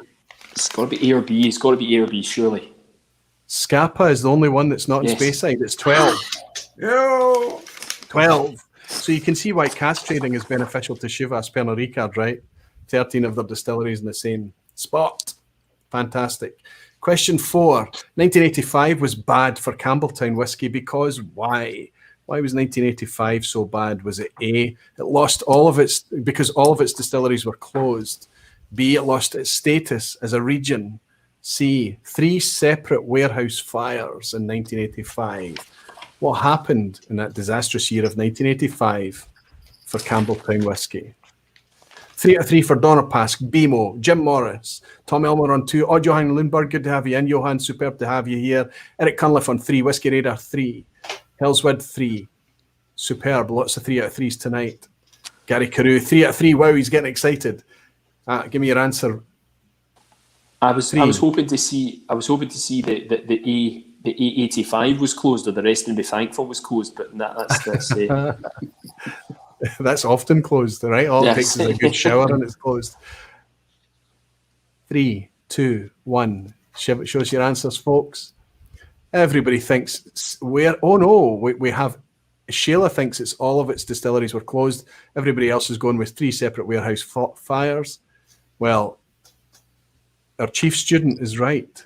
Oh, no. All the Campbelltown distilleries were closed in 1985. No Glengyle. It wasn't resurrected yet. I remember getting I remember getting this one wrong the last time. So Glengyle started. And I bet you went live when you got it wrong. You're live when you get it right. Fantastic, Taylor. Right, here's a bit of an ass hat picture question, everyone. An ass hat for the picture question. Oh dear. Look at this. Awful, awful picture. Look at Scott. He's got his glasses off. He's right up at the screen there. He's studying. I'm going to ask, what ass hat picture are we looking at? Is this a picture of A, Bushmills? Is it B, Old Pulteney? I know. Is it C, it's Springbank? Which distillery are we getting a close-up look at here? Very interesting. There's a kind of odd chimney ventilator thing going on there. Some red bricks going on, quite industrial looking. Some glimpses, some like a wee peek behind the scenes at some placards there on the wall. But what are we looking at? Bushmills in Northern Ireland. in the top left-hand corner. A pterodactyl flying in from the scene. It does. It's got a wee bit beaky appearance to it, that flag. Are we looking at Bushmills in Northern Ireland, Old Pulteney right up the north coast, or Springbank in Campbelltown? And Whiskey Radar Roland is asking where the carpet is to read the answer. Well, it's kind of similar, this one as well, Roland. 3, 2, 1. Commit your answers. Shayla, Scotty, and Seve thinks it's Springbank, whereas Jim thinks, being a Northern Irishman, he's looking at Bushmills. No, it's your favourite, Jimmy. It's Springbank. It is actually Springbank. I haven't been there. Yeah, it was that security light. It was that security light, Aquavitae. I'll tell you. The floodlight that gave it away. Yeah, absolutely. It was that white. For me, it was that white wall with the placards on it. Yeah, the placards say what it is, so he had to cut it. You can just make out on the right-hand side there the slightest little glimpse of the start of the S for Springbank. It's the only clue that you would have had. I've been once and it was shut, so there we go. We need to all get it. You know, I've been there. I've never stepped inside it, and none of the Campbelltown distilleries. Not because they were closed, but just because it wasn't a whiskey trip or anything. I've yet to take a tour of Campbelltown distilleries. It's something that needs to be repaired post haste, and it sounds like Scotty and I will be on board. Sheila and Jim, Seve, are you in? Yeah. Like Flynn. Well, you tell me when, and I will be there. We'll fit 5 in a car. Fantastic. Question 6. Which Western Highlands distillery was left to fall into a dilapidated state for over 60 years in the 20th century? Just left to wilt and ruin. Was it A, Jura, B, Glengyle, or C, Ben Nevis? What was revived in the 20th century? See, there's an obvious one here, but this banana skin. Taylor actually is in. Good to see you in, Taylor. Nice to welcome you here. He's saying that needs to be rectified immediately. Well, I've touched the wall. I've kind of taken a few steps around. I've kind of poked my head around here or there and everywhere, but I've never actively paid for a tour ticket or anything. And you're absolutely right, Taylor. It does need to be rectified. Jimmy Legg is saying, wait until I get there before you go to Springbank. Maybe we can go together, Jimmy, and I'll let you have the honour of stepping in before me. What do you think? 3, 2, 1. Ben Nevis for Sheila, Jura for Jim, Glengyle for Jim, and Glengyle for Seve. I can tell you that Glengyle was resurrected, but in the 21st century, and Glengyle is in Campbelltown, not the Western Highlands. I got this wrong the first time. Jura, because I was thinking of it as an island. I know it's Yeah, Western Highlands is an island. There is a banana skin in there. The banana skin is in there for Glengyle being a Campbelltown distillery, not Western Highlands, and also the fact that it's an island. Sorry, Sheila. It was actually brought back on stream with help and support from the community. And if you ever visit Jura, honestly, one of the most breathtaking, idyllic spots and distilleries you'll ever witness, you'll ever cast your eyes on. It. If you could make a model distillery and place it in a model location, it would be Jura. It's amazing. Gorgeous wee spot, and that's the one that was brought back after left languishing for 60 years in the 20th century. Unfortunately, in some respects, it's still left languishing today, but for completely different reasons.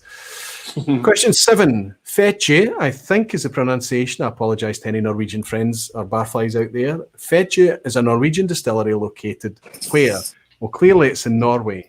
But is it A, on their closest island to Scotland, B, inside the Arctic Circle, or C, in the city centre of Oslo? Can I just ask why there's not an asshat logo beside this question? I know. Maybe there originally was, Scotty. I don't know. Maybe I just didn't bring it forward. Is Ebhead in tonight? Ebhead must know this.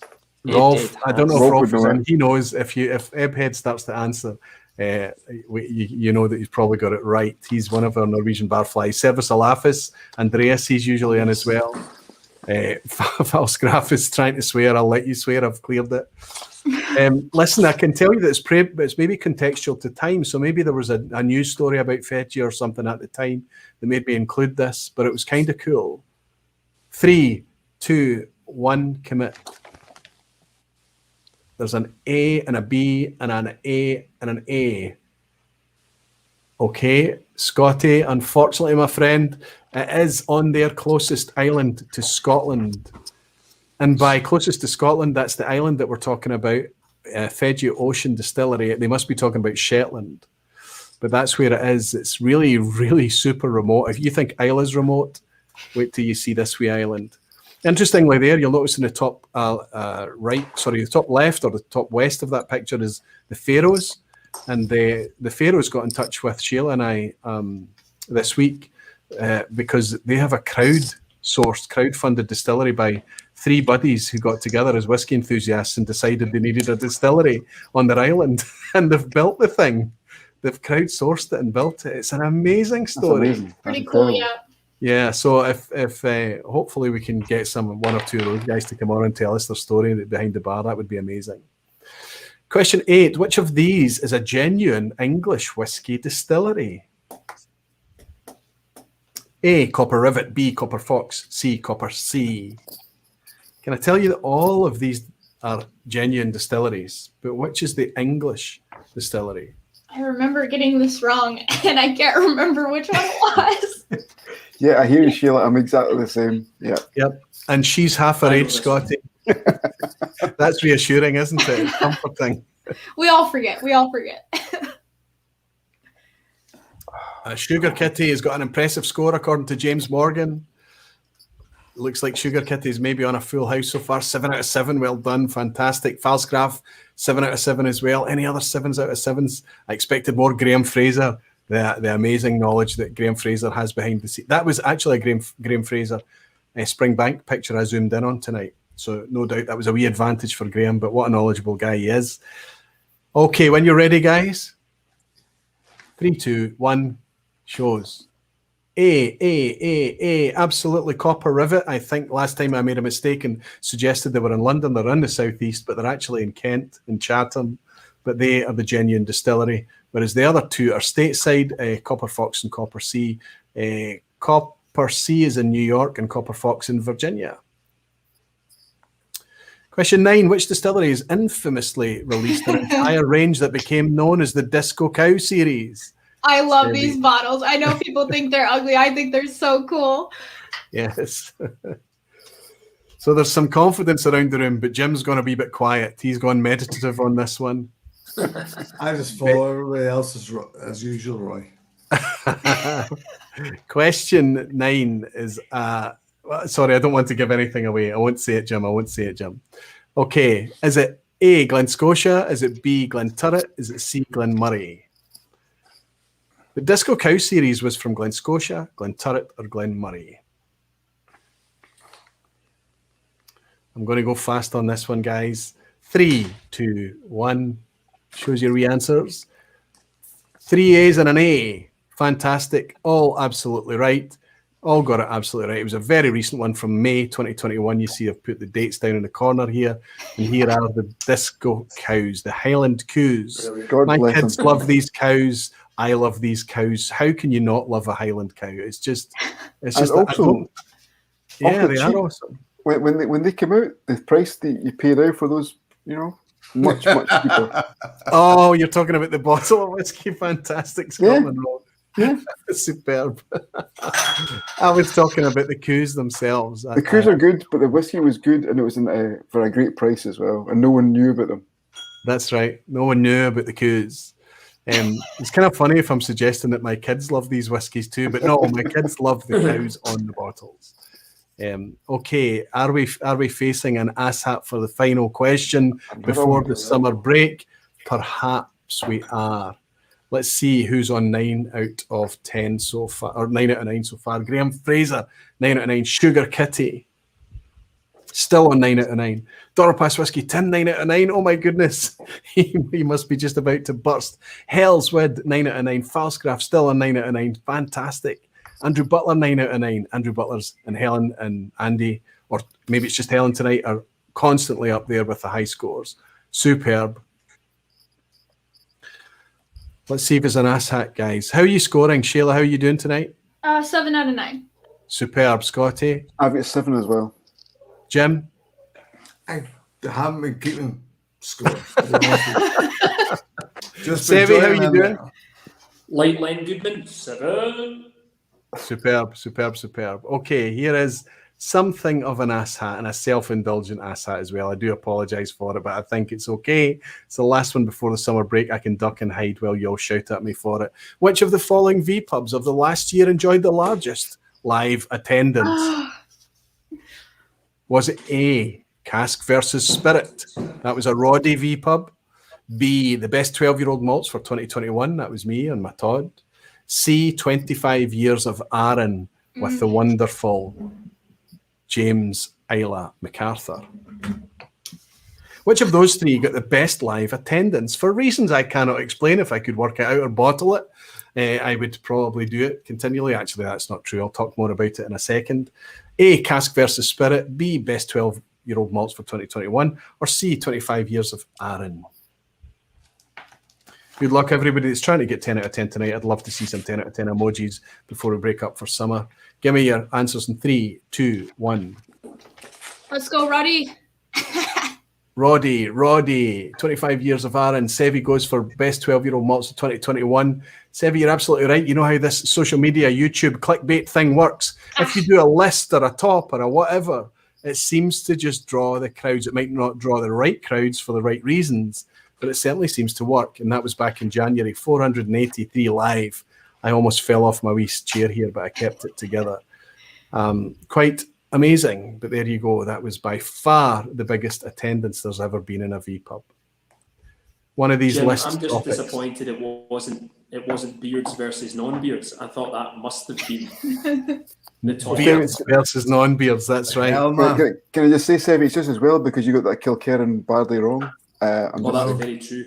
I thought that surely must have been a draw. That must have been a draw for somebody to see Seve make an absolute fool of himself. To be fair to Roy, that night we created chaos on this channel, and Roy survived it. So fair play.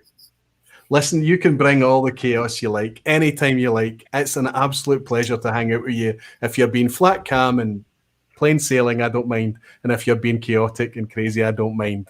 Mr. Plastic Pete, Fake Pete, Mr. Kilkerran 12, Jim Ingram, who called himself the Whiskey Novice, but has there ever been a bigger fib out there? And Shayla, you joined Scott and I in this company as being one of the non-beards, of course. The top three are we against Jim and Seve. We can only be non-beards. Guys, can I raise a wee glass to, honestly, just to from the heart, for not just tonight, but for the last year of any time I reach out to you, there's never let me check, let me double check, let me reach in.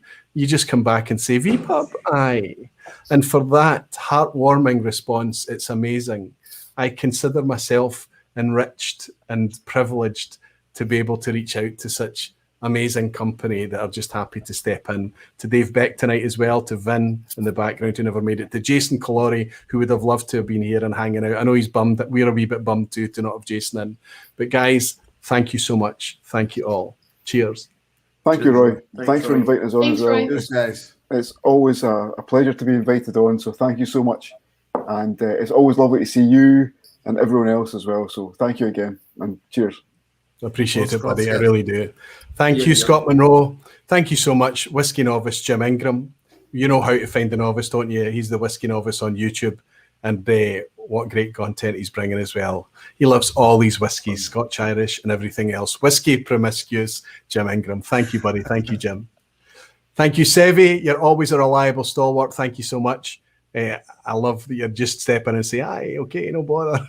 I hope that it's okay at home as well, that you managed to eke out the time without too much trouble. To the very young family too, buddy. I'll see you again soon. And Shayla, a big, big thank you to you. Yeah. I really do feel excited about summer this year. It's Yeah. not going to be this big black abyss. There's going to be this ray of light. There's going to be vPubs continuing things right through until late. Or maybe I can even take an extra week. Would that be? Yeah. No, Yeah, let's wait and see. I just emailed you and said, hey, when are you coming back? Well, currently it's So- either the 19th or the 26th because the Okay. studio is moving everything. There's a location move happening here.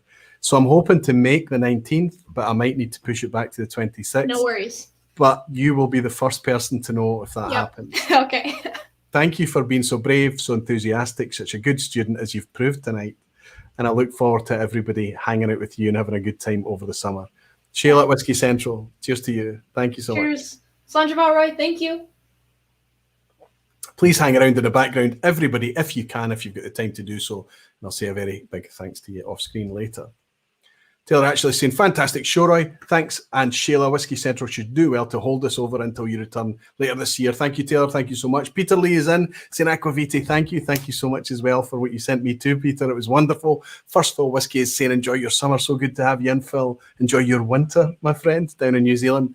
Peter Box is saying, have a great summer break, Roy. First Phil Whiskey is saying, great stream. Thanks. Gregor Dickman is saying, enjoy your break. Watch for 999. Sorry, my friend. Enjoy the time off, Roy. We will miss you, but I'm sure Shayla will step in more than adequately and keep us all coming back for more. Slancha. What link have I got on the clipboard right now? If I try and clip it in here, it's Belfast Whiskey Week. Sorry, I'll put in Shayla's link as well here so that everybody knows where to find us during the summer break. She's taking things under her wing over there on Whiskey Central. And I'll drop in the link again. Here, that's Shayla's channel. You'll be able to find her here. Graham Fraser saying, cheers, Roy. You'll be missed unless Shayla does so well. That's right. It's always a danger. Jimmy like saying, another pale ray of light. Absolutely. Just as pale as me is our Shayla as well. I think she could probably trace her ancestry back to the northern elements, the northern extremes of Europe. We have to tan pink first. We tan from white to blue to pink. Matt Brown is saying, thanks, Roy. Always a pleasure. Look forward to tuning in with Shayla. Enjoy your break, Slancha. Thank you so much, Matt. I hope you're enjoying your T-shirt from your buddy as well. Thought it was a lovely gesture. The chat just jumped. I was just about to read somebody out there. I'll try and catch that again. Juice Jones has bought my wee drum. Didn't know you only get 110 characters for a €5 message. Got to keep my jokes short. A Juice walks into a bit. Fantastic, Juice Jones. Thank you so much for your dram and your funny comment to Doropass Whiskey saying thanks for everything, Roy. Have a great break. Thanks to Juice Jones and thanks to Tim, Doropass Whiskey. Cheers. Eric Cunliffe, enjoy a break, my friend. Lovely space to gather as always. Thanks to Shayla for taking the reins for a bit. Gary Carew, please acknowledge my 10 out of 10. First and last time it will happen. Oh, wow. I need to acknowledge all the 10 out of 10s. I did miss that. Thank you, Gary. Falsgraf, celebrating 10 out of 10. Wonderful stuff, Falsgraf. Helen, on congratulating Falsgraf as well. Hopefully, Helen, you made it 2 on a 10 out of 10. Andrew Piers got his 10 out of 10. Fantastic. I'm looking for more 10 out of 10s. 9 out of 9, Roddy let me down. Oh, that was obviously the one at the end. Graham Fraser, unlucky Graham. 9 out of 10 for Service Alafis Andreas. There was a Norwegian in tonight, superb. And Falsgraf is celebrating I did it. And Helen is absolutely celebrating. I'm looking for Andrew. Did anyone else make it? Yes. Sugar Kitty got her 10 out of 10 too. I'm saying her, I'm just assuming. I don't know. But Sugar Kitty got 10 out of 10. Andrew Butler did indeed get 10 out of 10 tonight. So there's at least 4 strong, solid performances of 10 out of 10. Wonderful stuff. I have to say, nobody's going to be surprised. I do get always a wee bit kind of bittersweet, emotional and things as I come up to this, because I'm realizing that I'm looking forward to the rest and the peace and the not kind of juggling and trying to tee things up for the next week. But I know I'm going to be sad the Thursday night rolls around and what am I doing with myself? I'm definitely going to miss it. It's very encouraging that this year there's something else to look forward to on a Thursday night in Shayla over at Whiskey Central. Until I come back late August, I'm going to say thank you all to my amazing Patreon support for making this channel exist and be exactly what it is. I have never cease to be amazed at what those guys and girls are willing to step up and do to keep this going and keep the lights on and doing everything that they do. That's the reason it exists. All my Barfly supporters in here inside YouTube as well. It's amazing. I always talk about the privilege that this thing is to be able to do, and I really, really mean it. I know that anybody could step up at any time and do this thing, but somehow it's been me, and you seem to be okay with that and come and hang out on a Thursday night, and for that I'll be forever grateful. I'll think about you all the way through summer. Constantly, I'll be thinking about new things that we can be doing when we come back again. Other things that we can get involved in. How can we change things? How can we keep things enjoyable? But in the meantime, I'm going to raise this glass and say thank you to you all for tonight, for this entire year again. And I look forward to seeing you all again in late August. In the meantime, enjoy hanging out with our Shayla over on Whiskey Central. Barflies, beautiful whiskey folk, everyone. Till next time, Slàinte.